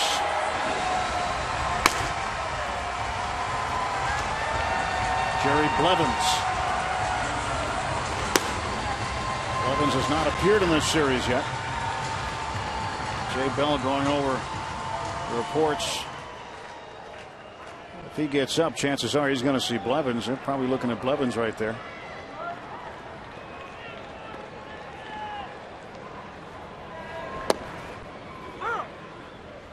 Strike to Martin.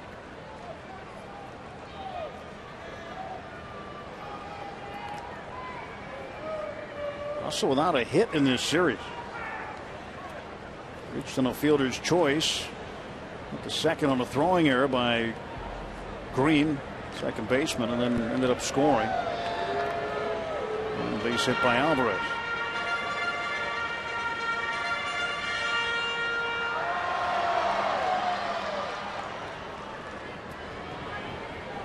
.240 the average for Martin.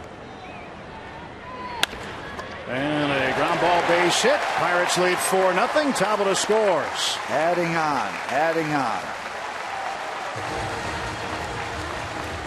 We talked about those numbers having to improve with runners in scoring position, and the Pirates now with 4 hits with runners in scoring position, and they've all plated runs. Nothing fancy about it. I don't think you can say he rolled over on the ball, but he found the hole up the middle. Pirates get the run. And that's going to be it for Neshek. Bob Melvin's coming out to get the sidewinding right-hander, and he'll go with the left-hander to face Pedro Alvarez. We'll see Jerry Blevins when we come back to PNC Park. Bottom of the 4th, 2 men out. The score, the Pirates 4 and the A's nothing.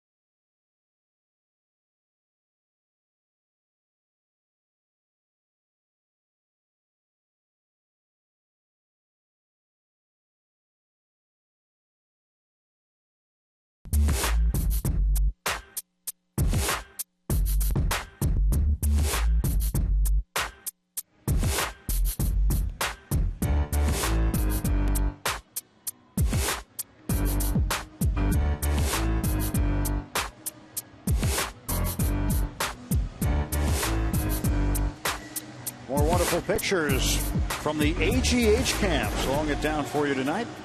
Andrew McCutchen 2 for 2. He's standing at second base. He has a run batted in tonight. Pirates with a 4-0 lead.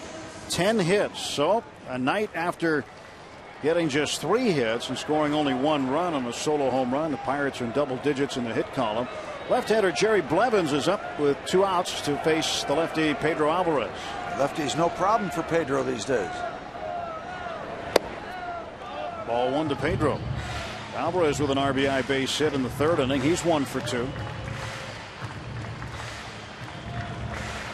252 his average. That's the highest it's been all season.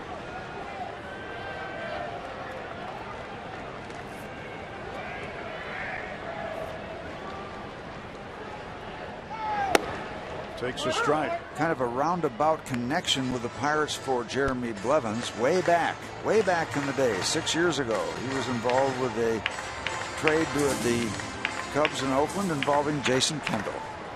Back in the day. 6 degrees of separation. Yep.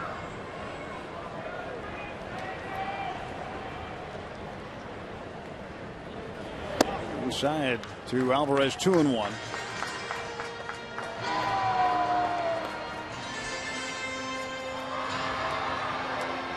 Look at his average now, 250, hitting in the middle 2s with the power numbers he's got. You're a power hitter, you're going to take that 250 average every day of the week. 1 hit every 4 times up. And he's hitting a home run once every 10 or 12 at bats, somewhere in there. So good frequency. Sonny Gray, who was just called up from AAA Sacramento today to take the spot of Dan Straley in the roster. On the roster, rather.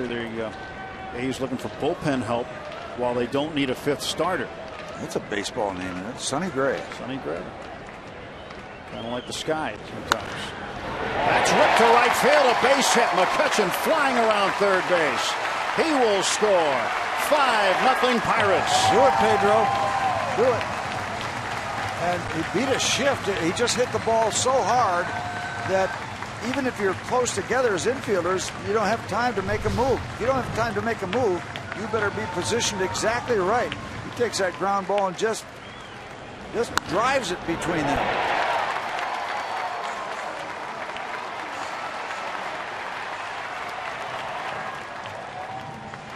Talked to Clint Hurdle about Pedro yesterday, and I asked what type of adjustments he's been making, because he's been getting to balls he wasn't getting to early in the season. Clint just said, he's worked real hard. He's figured some things out on his own, and he's really developing and growing as a hitter. Gabby Sanchez takes outside, 1-0.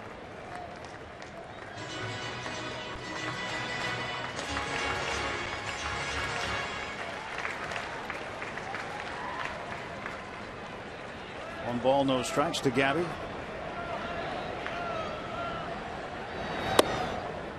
Pitches inside. Steve, you mentioned about Pedro. No problem with lefties lately. It's the 3rd time this year he's had 2 hits off of a lefty in a game. So starting to figure out the left-handers better.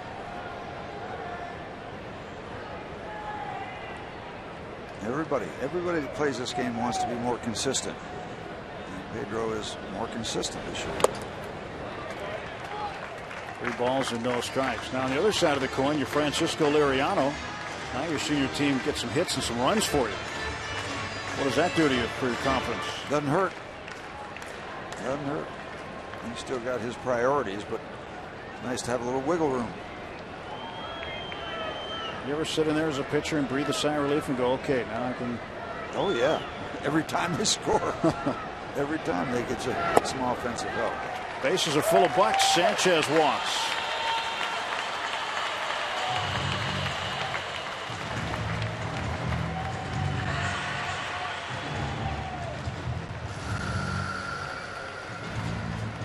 So Kurt Young will come out and pay a visit to the left-hander.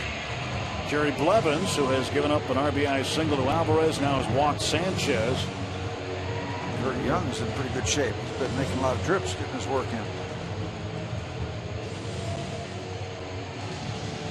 Turned out to be a very nice night on the North Shore after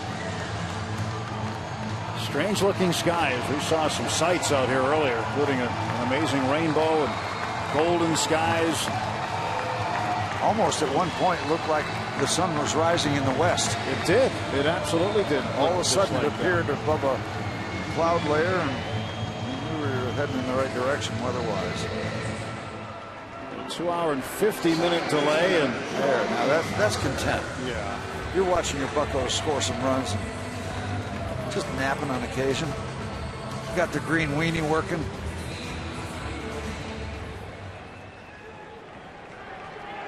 May as well keep on eating. You can eat into tomorrow tonight. Mercer has a great chance to blow this game wide open. Bases loaded, 2 men out. Russell Martin is the runner down at third base. Alvarez at second, Sanchez at first, and the pitch coming to Mercer.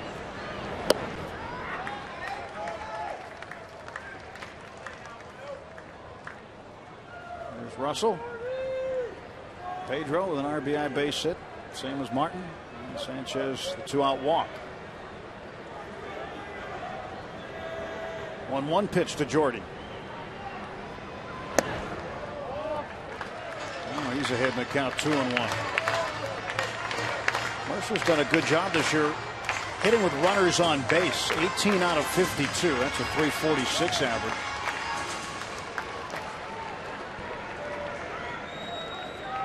Right now, with the bases full, he'd have to come up with another hit. Count is even as Blevins gets a strike by him.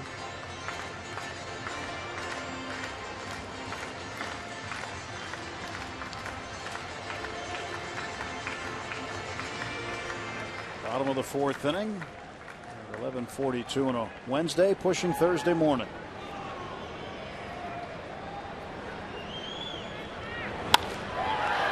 In the air to center, and over there to his left is Coco Crisp.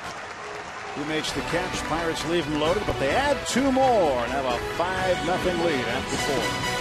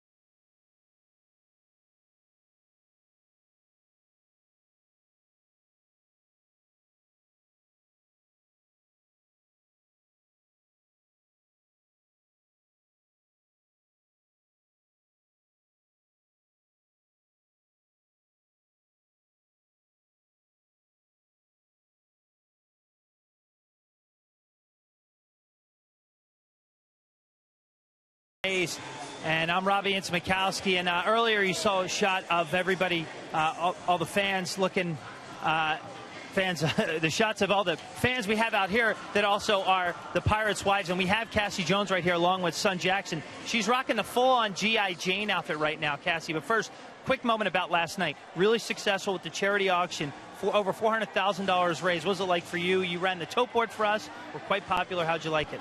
It was amazing just to do something and to help out these kids that I think there's very few groups I think that could be benefited more than the Miracle League group. It's actually a cause that's very near and dear to mine and Garrett's hearts, and we're actually going to have a charity later in the year that benefits these kids as well. So just to have a little part in that and to be able to raise any money for it just really put a smile on our face. And that was fantastic. Now, please explain the outfits that you and the rest of the wives are wearing.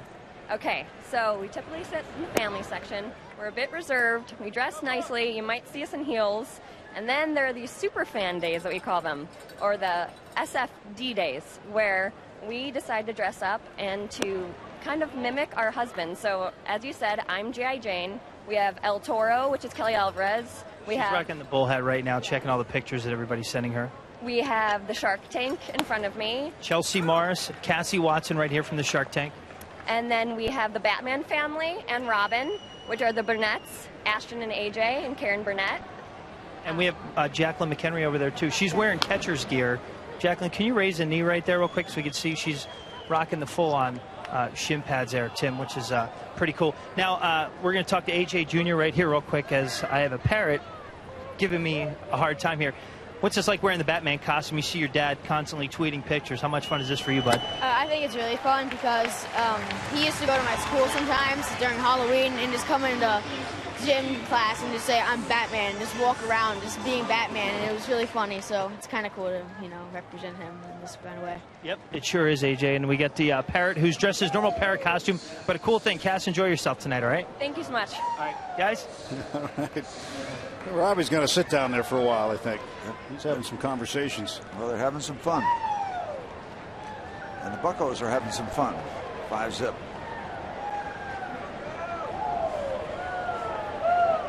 Seth Smith pinch hitting. Grant Green made the first out. So 1 out for the A's in the top half of the 5th inning.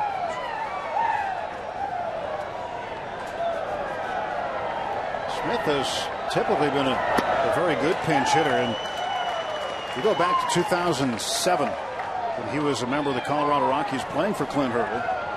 Seth Smith, when the Rockies went on that unbelievable run at the end of the season, they won 20 out of 21 games. Yep. Ended up in the postseason and in the World Series, winning the National League pennant. Seth Smith coming off the bench was a pinch hit waiting to happen during that part of the season.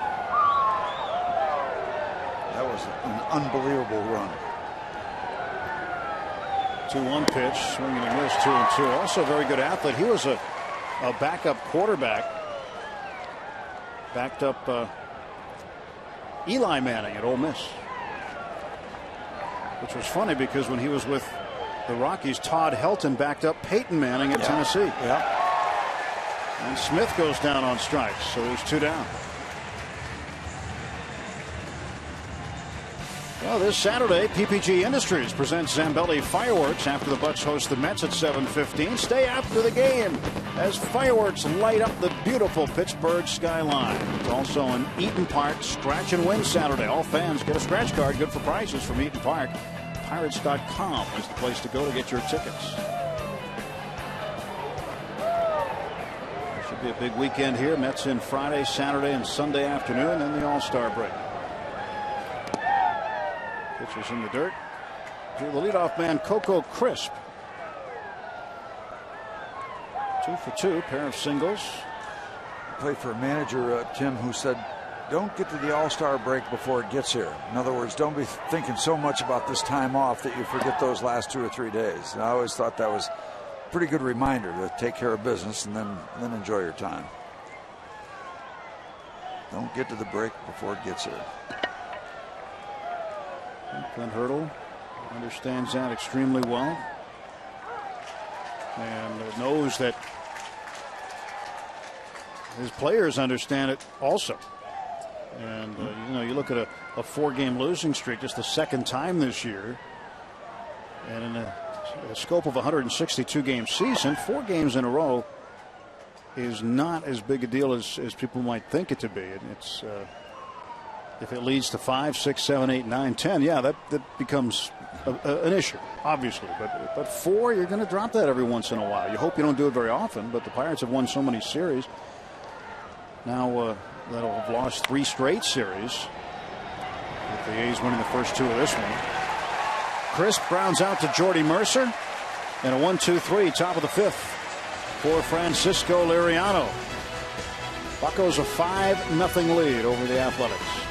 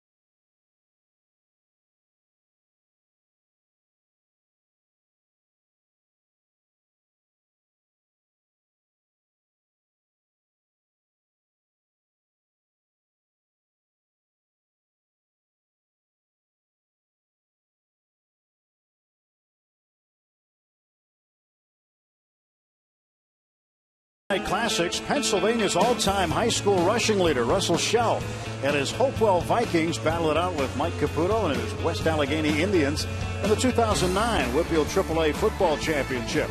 Relive this memorable high school game with interviews from Mike Caputo, Bob Palco, Ben Sillen, and more. Sunday Night Classics, Shell versus Caputo. Sunday at 8 on Root Sports. It could go all the way. And he did. A lot. 5 runs on 11 hits and an error for the Bucks. No runs, 4 hits, 1 error for the Athletics. It's dried out pretty well. Folks patiently waited for this one. And so far, they've been rewarded. Here's Sonny Gray, just up from AAA Sacramento. Out of Nashville, Tennessee. You were talking about being a good baseball name. Yeah, that could be a baseball name, or put you in mind of maybe a good thoroughbred running in the Kentucky Derby. Sonny Gray, pounding around the stretch. Making his first major league pitch, and it's a strike to Clint Barmas. First rounder. Yeah, 18th overall, same draft as Cole. So a major league debut. So 2 of them this week for A's players. Grant Green, the second baseman, debuted on Friday. Sonny Gray backing up Jerry Blevins, who backed up Pat Neshek, who backed up Tommy Malone. There's Green. 0-2 to Clint Barmas. Barmas, Liriano, and Marte. Strike 3. And they'll throw that ball right over the dugout. Nice way to start.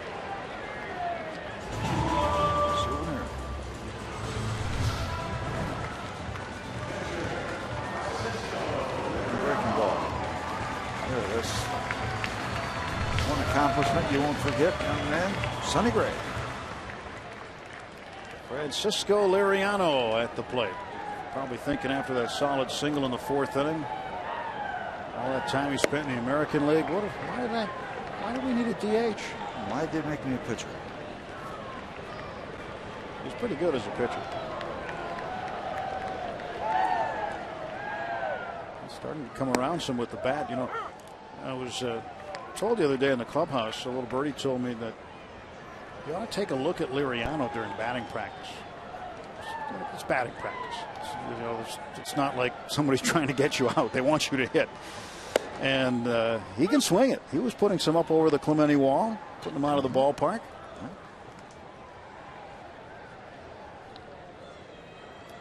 Well, tonight he has his base hit, but he has been once again brilliant on the mound, picking up where he left off against the Cubs. One of our tips to win, and there's a call, 3rd strike. Liriano, rinse and repeat. Do just what you did last time. So how about Sonny Gray in his major league debut? He's got 2 strikeouts. And now he will face Starling Marte. Marte 2 for 3.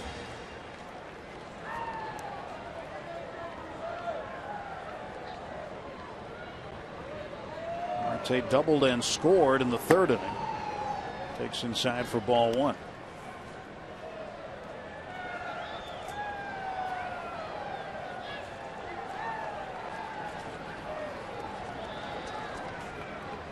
And the 1-0 pitch.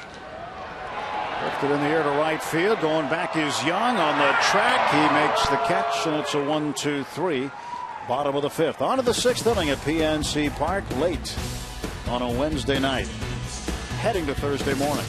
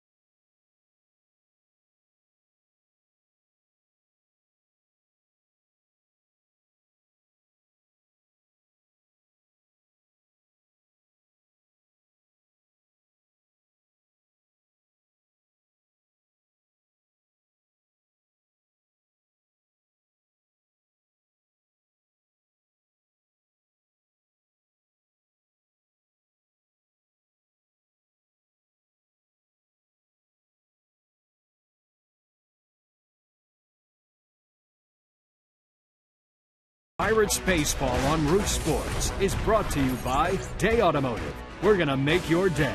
Let's go, Bucks.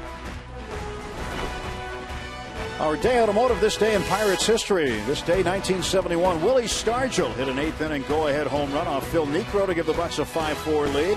It was Willie's 30th home run of the season and 10th off Braves pitching. The homer also took our own Steve Blass off the hook in that game. He didn't get a loss. The win went to Mudcat Grant. Thanks to Day Automotive. We're going to make your day.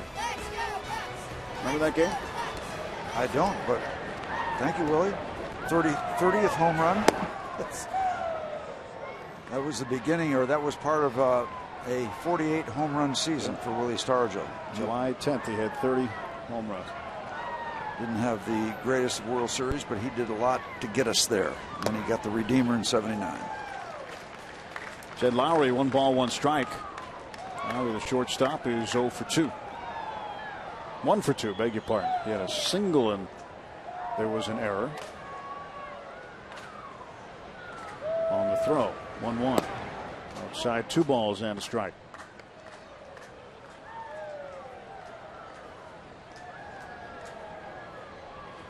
What kind of pitcher was Mudcat Grant? He was very good, had a very lengthy career. Did a lot of good stuff with the Minnesota Twins. I believe he was involved when they were in the World Series in '65. McCutchen grabs it for out number 1 to start the 6th inning. And an entertainer, professional entertainer. Really? Mudcat Grant and the Kittens was the name of this group. And did a lot of entertaining, a lot of singing. Well, let's see. Saying goodbye to Wednesday.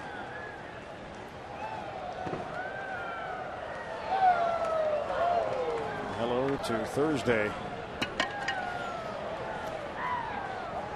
Good morning. Josh Donaldson, third baseman. It's now the 11th of July, Steve. You'll get to be my age someday, and you'll see how fast they go. You're getting a little taste tonight.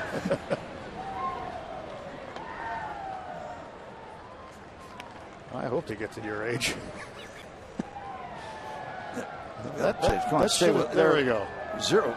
You talk about going fast. I mean, that's it. It's the end. It's the end. It's all over. I won't get to your age. How about Francisco Liriano? What good has he been? A fly ball out to McCutchen, 2 gone. Let's go to the Twitterverse. Ricky Duncan says, right now, would you consider Francisco Liriano and Jeff Locke as Cy Young candidates? Sure, why not? You know, the knee-jerk reaction is they have to do what they're doing for the rest of the season, obviously, but you know, they can't be doing much better than they're doing at this point. They've done a terrific job. Jeff Locke with a 2.15 ERA, second in the National League behind Clayton Kershaw, who's got a 1.89 ERA. And then if Liriano continues in this direction tonight, he'd be looking at win number 9, and he would be on the list of leaders in the National League. Backhanded play. Pedro throws out Yoenis Cespedes after the midnight hour. 5-0 Buccos.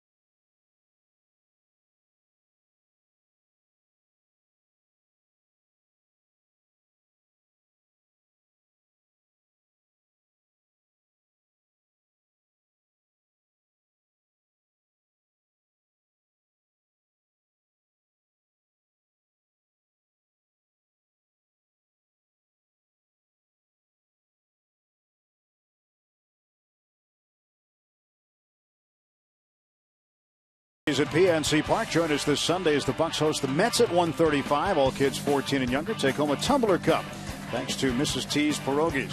Come early for the #1 Concord Family Fun Zone on Federal Street. Stay after, and kids get to run the bases. Pirates.com to get your tickets for this Kids Day Sunday game against the Mets. Final game of the first half, and it's also last time we get to see the Bucks at home for just a little while. They won't be back until the 29th after a long road trip after the All-Star break to Cincinnati, Washington, and Miami. 5-0 by Pirates, and Jose Tabata will lead off. Facing Sonny Gray. Gray delivers a strike. Tabata's got his average back up over 300. It dropped under to 299 during the game. He's at 303. 1 for 3 tonight with a double and a run scored. 2 runs scored. And 1 driven in. And now he's got another base hit. A multi-hit game for Tabata.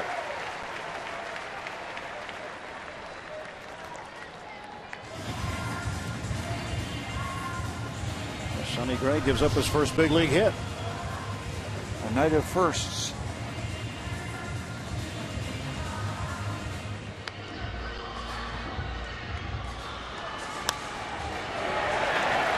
Solidly struck single by Jose Tabata. Lots of action, top of the batting order for the Pirates. 12th hit for the Pirates tonight. They've got a dozen. And now, the guy who has 2 of them, Andrew McCutchen at the plate.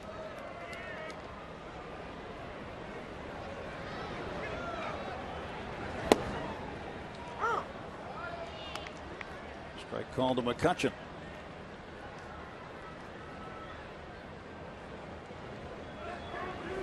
No balls, 1 strike to Andrew.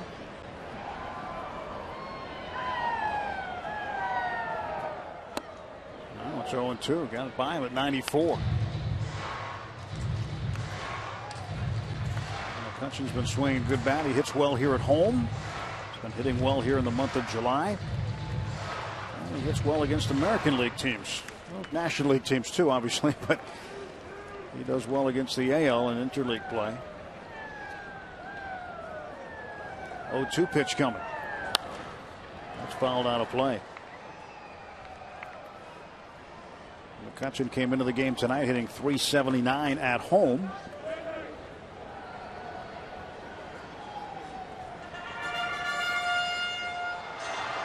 Four Pirates headed to the All-Star game next week. Now, as we get closer to the weekend, we're going to find out which players who've been selected to go will not be participating for one reason or another. That's always the case every year. Someone or another backs out due to injury or whatnot. And there are replacement players that get added at the last minute. And maybe, just maybe, a Pirate might go. Maybe that guy right there, Francisco Liriano. Mark Melancon, a guy out in the bullpen, he's deserving as well. But we'll see what happens. And we usually find out that news the Sunday before. Strike 3 called. McCutchen down on strikes. So he's 2 for 3. Pretty good snap on that fastball. Russell Martin could be a candidate. I know some of his teammates have said as much. They felt Martin should be an all-star. It certainly has been for the Pirates.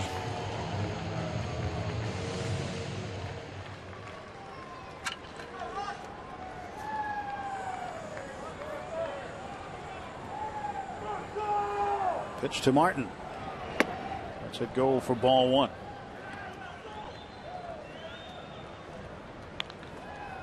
Melancon working out the hamstrings with the roller.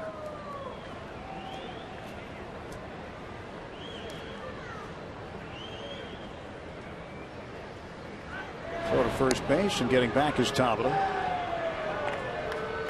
I'll tell you, Pirate fans do not like opposing pitchers throwing to first base. They simply have very little patience about that. They don't like it.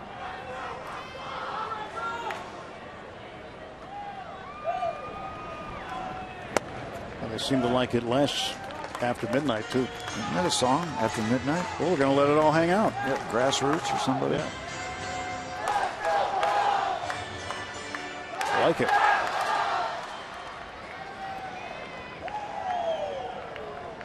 Martin drove in a run with a base hit in the 4th inning. That was his last at bat. Bucks batting in the bottom of the 6th. 3-0 to Russell Martin. 1 on and 1 out. Pedro Alvarez waits on deck. Pedro's already had a good night, but you can add on to it.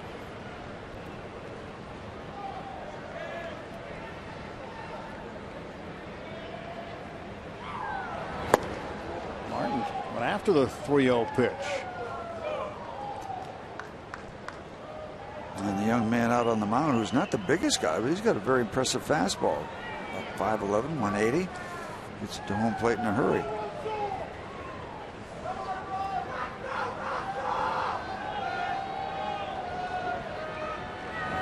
He has climbed the minor league ladder rather quickly. Spent the entire season last year in Double-A. Except in September he went to Triple-A for a bit. There's the Steve Blass Classic uniform. Yeah. Worn by our man Ricky Dow in the Lexus Club seats.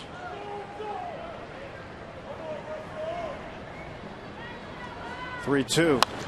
Martin fouls it back. You know, somebody asked a Twitter question earlier. What do we do during the rain delays? We wait for Ricky to come up and bring us stuff. That's right. That's what he does. He comes up and takes orders. And I saw him out in the hallway. He was bringing some burgers over to the Oakland guys. Good man. Yeah, that is for real too. That's not painted on. Too late. What a catch. 3-2 popped up. And the catcher Derek Norris will make the play for the second out. So 2 gone for the Bucks in the bottom of the 6th inning.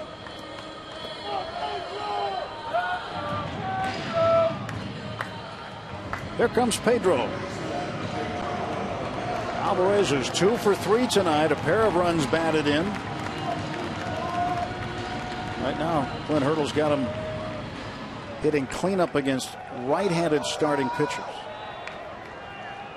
Against lefties like we had tonight with Malone, he put Martin in the 4th spot, Pedro back to 5th. But there's probably going to be a day, and it looks like it's coming sooner than later, where, like we see with McCutchen, just penciled in the lineup at 3rd. You know he's going to hit 3rd. And I think there's going to come a time where Alvarez is going to be that guy in the 4th spot all the time. That's what he projected at when the Pirates drafted him. At least they had hoped that he would turn out to be an all-star cleanup hitter. And he is on his way.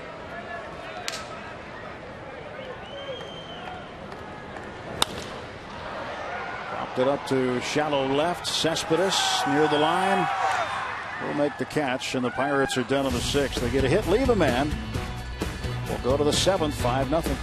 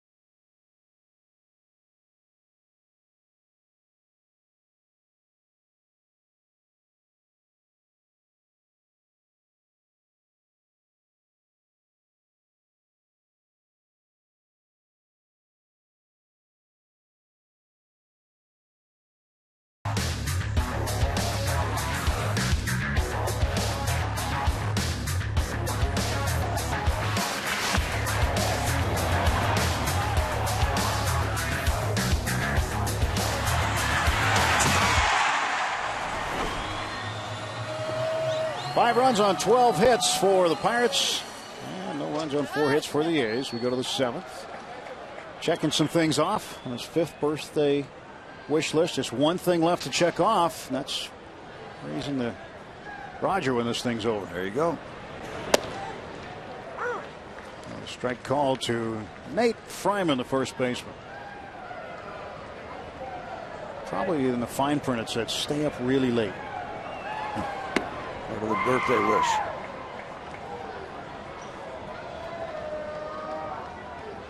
That's okay. We're glad you're with us no matter where you're watching. And what time it is, where you're watching, glad you're with us. The Bucks and the A's in game 3.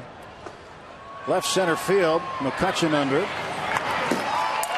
One gone for Oakland. And Liriano just rolling right along now. He is in charge of this ball game.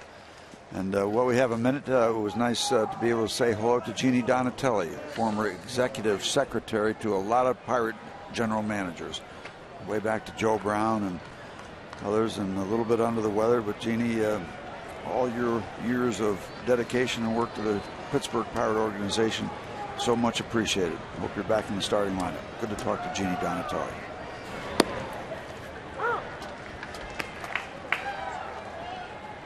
Liriano facing Chris Young, the right fielder.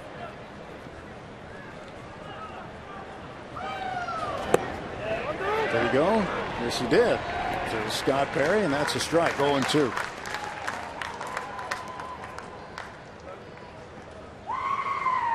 '80th pitch delivered by Liriano. That's been quite efficient. Could he be heading for a second straight complete game?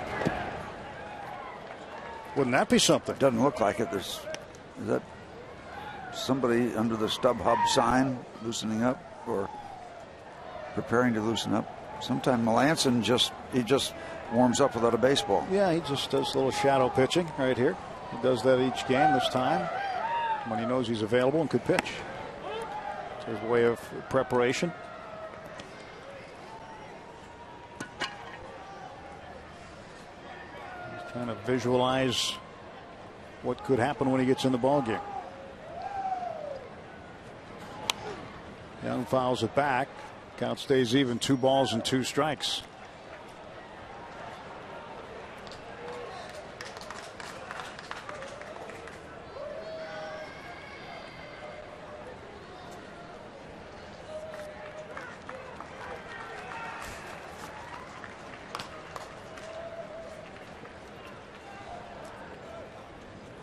Two pitch to Young. Gets away. 3-2.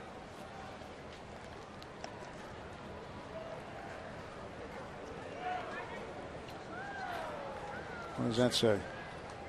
Well, there's one you don't see very often. He wants cuts for the school board. Young strikes out. I would nominate for Liriano for anything right now.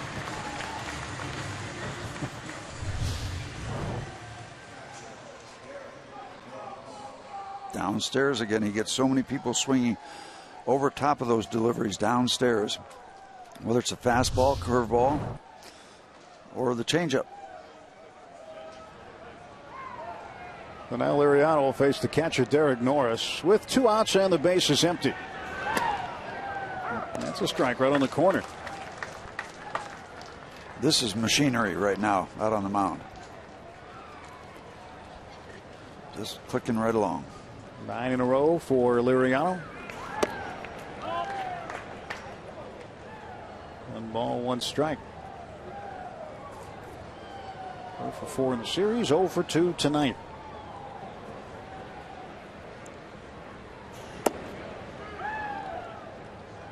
Two and 1.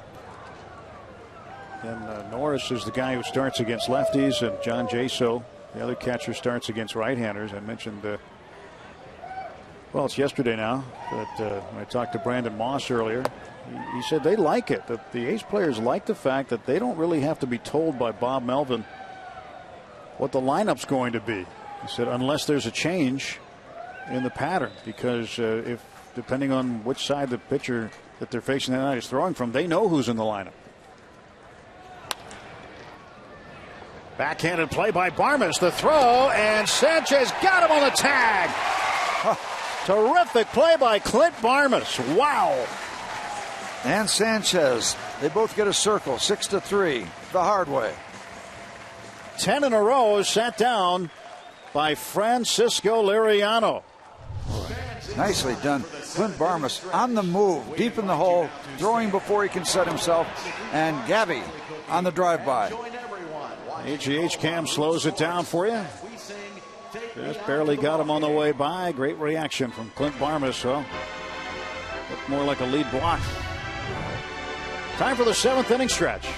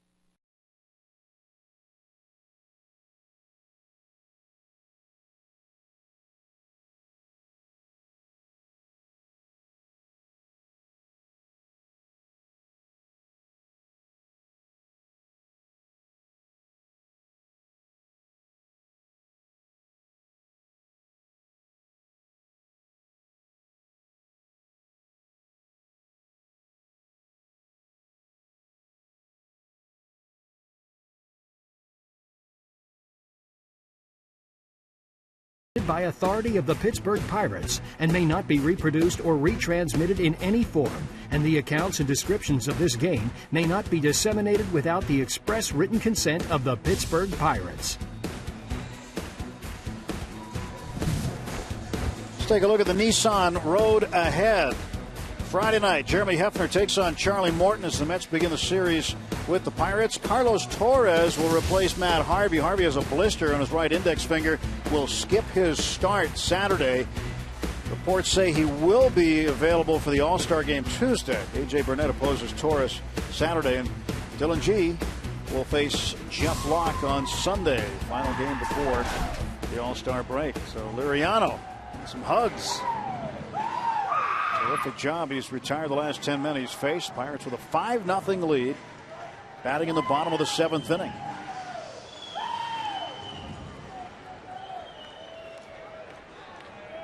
Gabby Sanchez leads off. He's walked twice and flied out to right field. He's 0 for 1.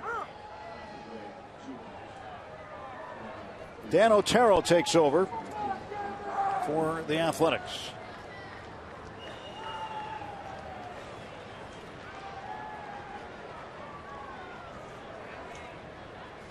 Otero waiting to deliver to Gabby Sanchez. And that pitch outside, ball 1-1-1. Pretty conventional delivery from one of the Oakland relievers. Can you believe it? I can. Haven't seen too many of those in the series. Well, we've seen some. Sanchez takes again. 2-1.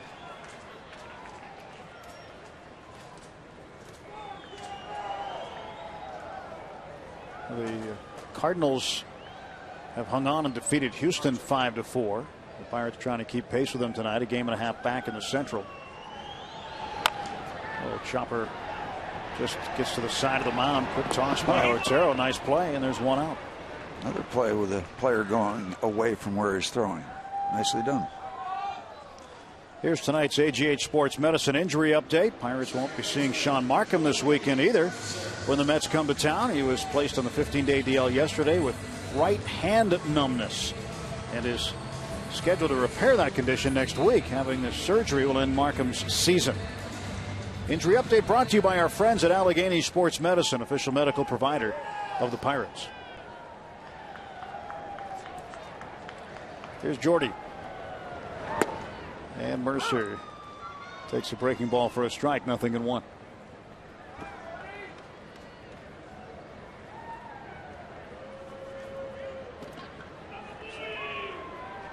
0-1 pitch to Jordy Mercer. 1 ball, 1 strike.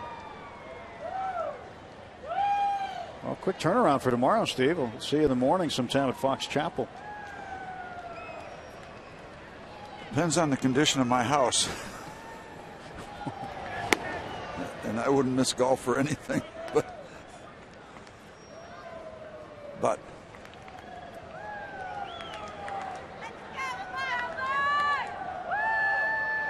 came dressed for the occasion. Comes the 1-2 to Mercer. In the air to right field. There's 1 out as Young makes the catch. 2 outs, beg your pardon. See, it's going so darn quick. It is, isn't it? So 2 outs, bottom of the 7th inning. You start getting punchy after bedtime here. So Otero gets the first 2 men, and now he'll face Clint Barnes.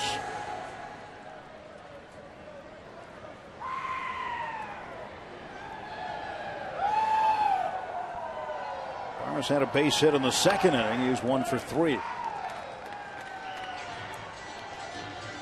Justin Wilson. Now they're serious out there. They got a baseball and everything.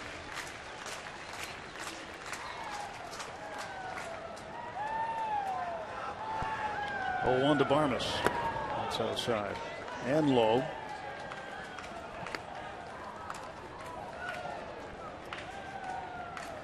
Otero came up on the 14th of June from AAA. Appearing in his 9th game. He has appeared against the Pirates once. It was last year on the 15th of April. We're busy over in that particular neck of the woods here at PNC Park. I'm surprised Robbie didn't, dive in front of that ball, protect everybody else down there. It's part of the job. There's a bag right here in front. That would have been ugly had it not hit this duffel bag that was sitting right here. Sounds like a recap. Or monitor this bag right here. Time to give this ball to a kid, though, okay? Well, there's one right there. Made his night.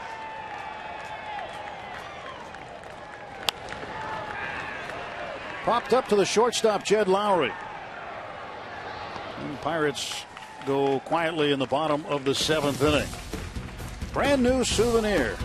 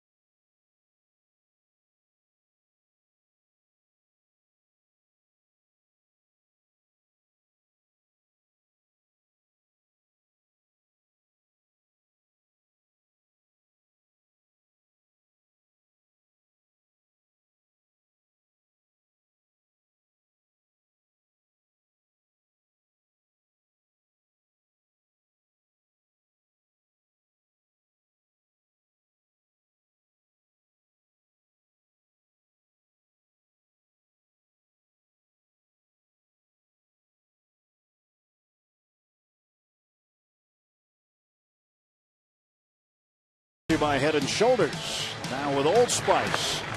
Liriano picking up a few whiffs tonight. 6. And look at them. All downstairs, downstairs, downstairs, underneath. He was brilliant tonight. Brilliant.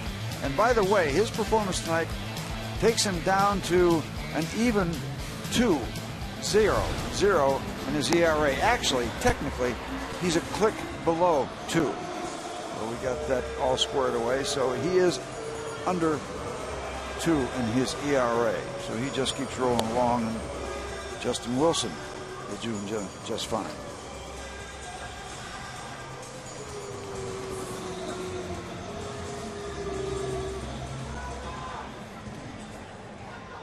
So Wilson will take over here in the 8th inning. Liriano retired the last 10 he faced. No runs on 4 hits, a walk, 6 strikeouts. Squeaky clean. Similar to the 4 hits he threw against the Cubs with his complete game last time out.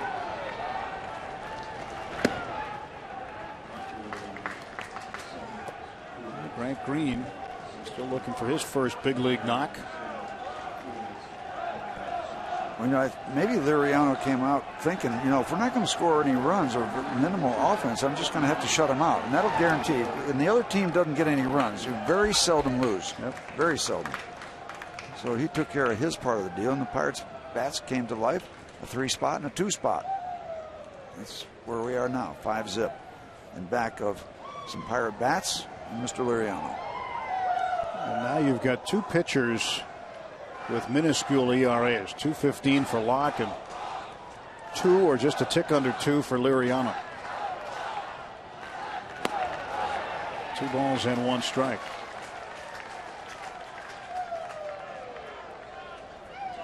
Francisco doesn't have enough innings to qualify for the leader chart of ERA leaders for the National League. But, not yet. Not yet, but if he had enough, he would be way up there, if not on top. Now, Mr. Kershaw, 189. 2-2 pitch, and Green foul tips it into the glove of Russell Martin and strikes out.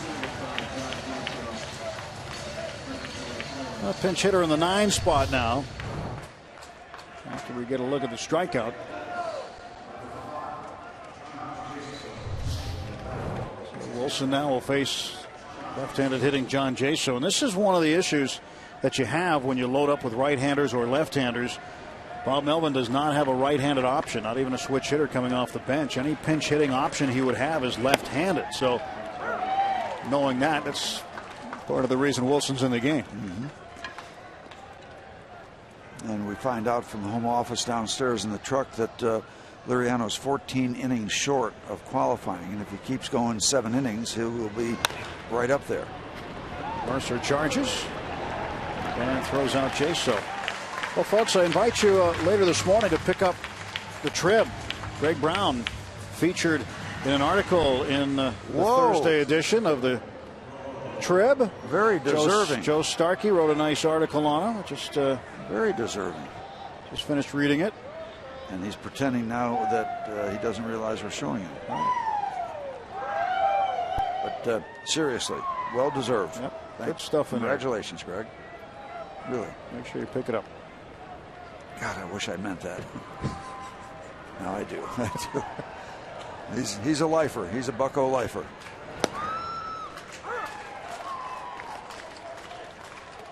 Coco Crisp, nothing in 1.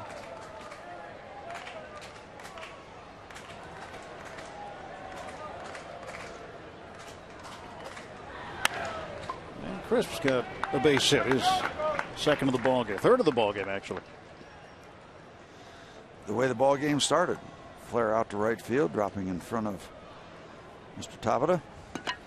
So 3-hit night for Coco Crisp.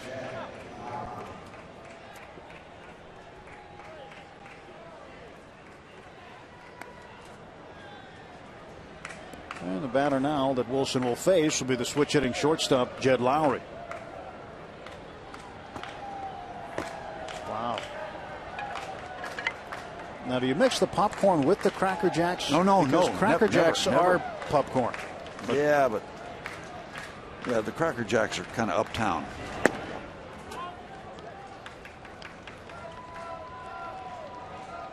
Now the peanuts that come in the Cracker Jack box right here, those are good. I like the way these come in the box here. I opened the bottom so I can get the prize. Nice throw, Dash. What was that? To center field, and McCutchen will track this one down. We're headed to the bottom of the 8th inning. Coco Crisp a 3-hit night, but the A's had no runs.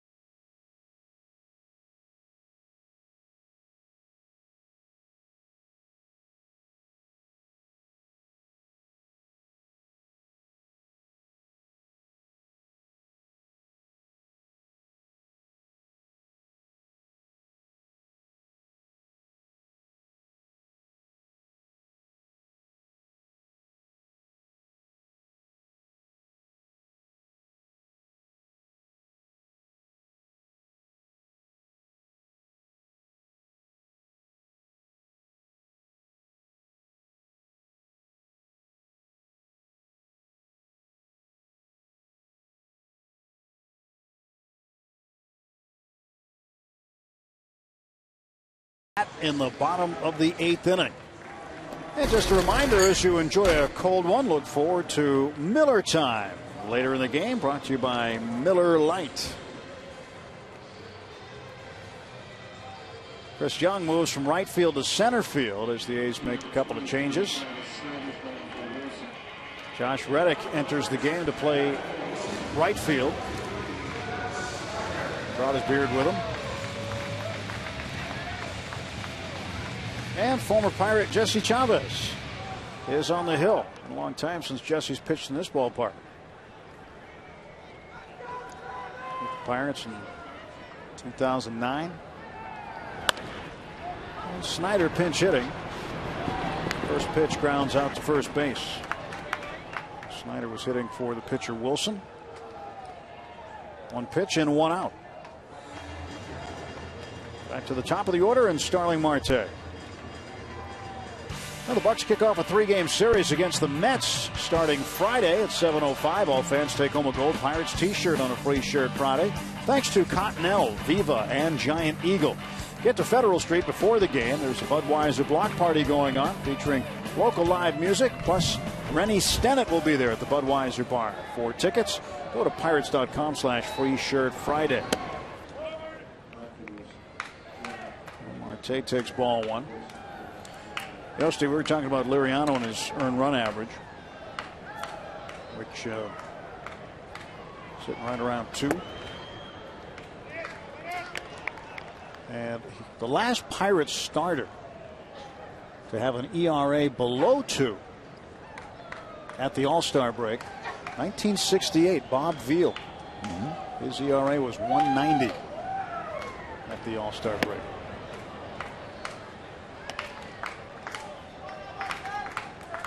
Bob Veal, hard-throwing left-hander for the Pirates, led the league in strikeouts in 1964, 250.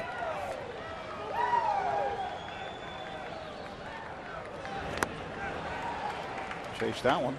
And down on strikes was Marte. Marte now 2 for 5. There you have it. That's a pretty clean-looking program for Mr. Liriano. 90 pitches in his 7 innings of work. No runs, 4 hits, a walk, and 6 strikeouts. That's doing the tighten up. John Mark Gomez getting loose. Gomez will pitch the top of the 9th. In a non-save situation. Just trying to finish it up. Clint probably getting Jamar some work. He hasn't had as much work since he's gone back to the bullpen out of the rotation. And we'll find out probably in the next day or so all the details about what the Pirates will do with the pitching staff coming out of the rotation. We're having discussions about that, and they certainly have internal thoughts that they hadn't shared up until game time today. But Ray Searage and Clint Hurdle and the rest of the staff will figure out what to do for the rotation for the second half.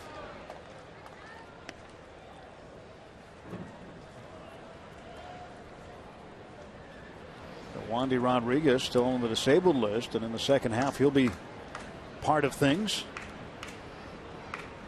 Just a matter of when. Tabata chopper to third base, backhanded by Donaldson, loads up and fires a strike to Fryman at first, and the Pirates done in order for the second straight inning. We'll go to the ninth at PNC Park. 5-0 Buccos.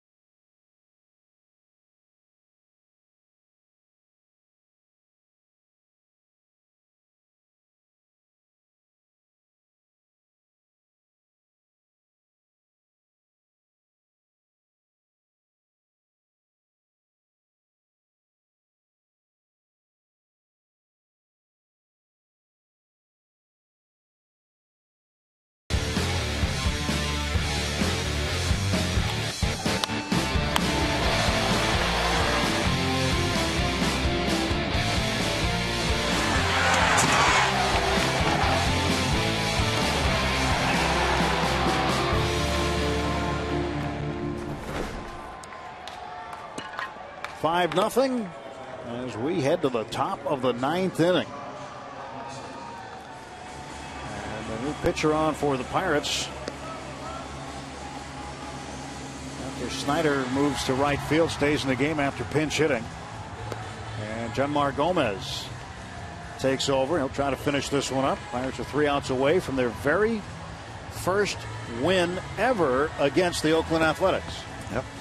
And you talked about the rotation possibilities. This guy hasn't embarrassed himself with his 8 starts. He's done a very, very good job. ERA of 2.70. Nothing wrong if you get in a situation where you need somebody that you run Mr. Gomez out there. He's been good. Well, keep your shirt on. Game will be over soon.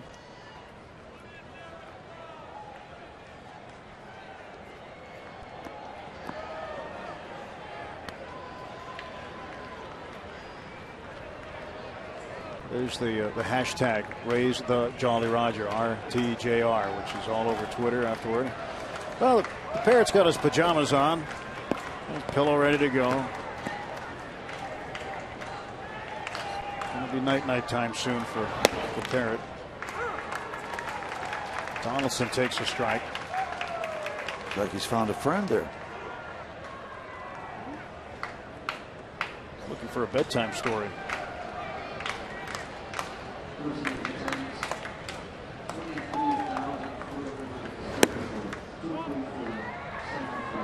know parrots slept with their eyes open, Steve. Did you? Oh, yeah, there's a lot of things we don't know about the parrot.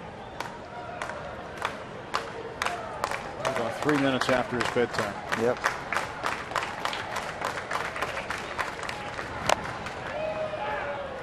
And of course, he'll have to sleep fast because he's got to get right up, have breakfast, and clean out the cage. We'll see him out in his golf duds tomorrow. He's got the tan. SpongeBob SquarePants pajamas. Who lives on a pineapple under the sea? There's something wrong with that picture. Donaldson grounds out to Gomez. One gone. He's the best. Pirate Parrot. He's got it all down. He's got it all together.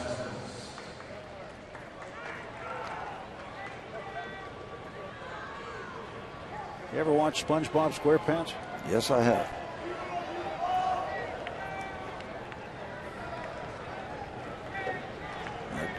I also had a recent root canal. No, I watch it with my grandkids all the time. Yoenis Cespedes chops this one foul.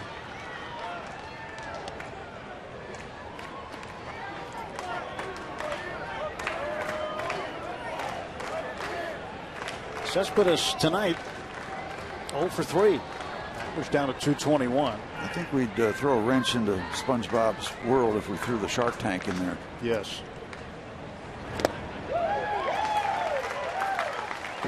But I would like to try the secret Krabby Patty recipe. Well, that, yeah. There's a reason why it's secret. Look at that pitch. Just break off the table, and Cespedes chasing. 0-2 to Yoenis Cespedes. One out, top of the ninth. Had to get him to go after it again, but he wouldn't.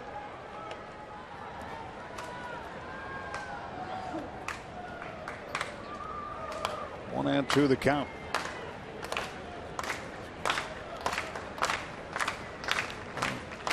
Charlie Morton will oppose Jeremy Hefner of the Mets on Friday in the opener of the Mets series.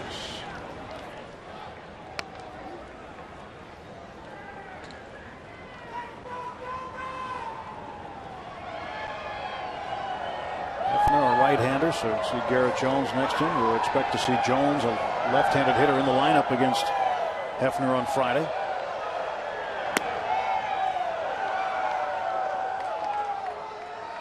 They're waking him up. Wake-up call. Yeah, he's got to find another place to sleep. This guy just can't get any rest anymore. He wakes up cranky, doesn't he? Payoff pitch from Gomez. Ground ball to short. Good hop for Barmes. 2 down. And 1 out to go. Make sure to stick around. Rob King, Kent Tekulve, they've been waiting through this long delay and in the ball game too. They're going to break this down. Make sure you stay with them. Look at all the details of this ball game.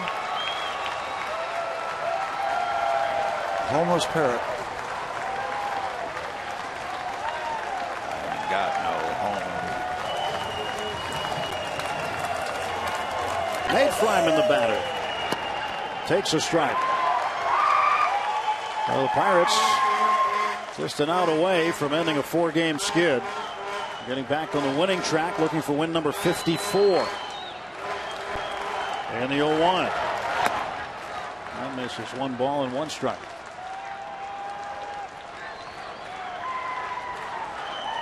Well, Tim, I'm glad we had this short quality time together tonight. It started this afternoon. No, started yesterday afternoon.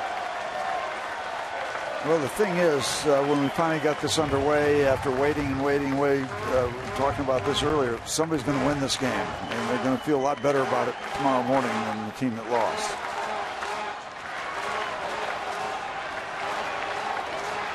1-2 pitch. Fouled off.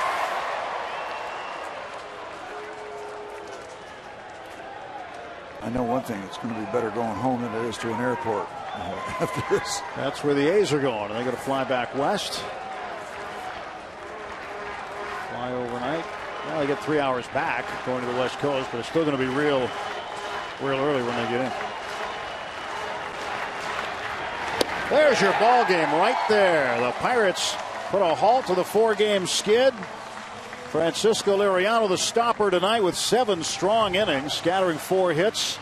And the Pirates shut out the A's by a 5-0 score. They go to 54 and 36. Couple of hits tonight from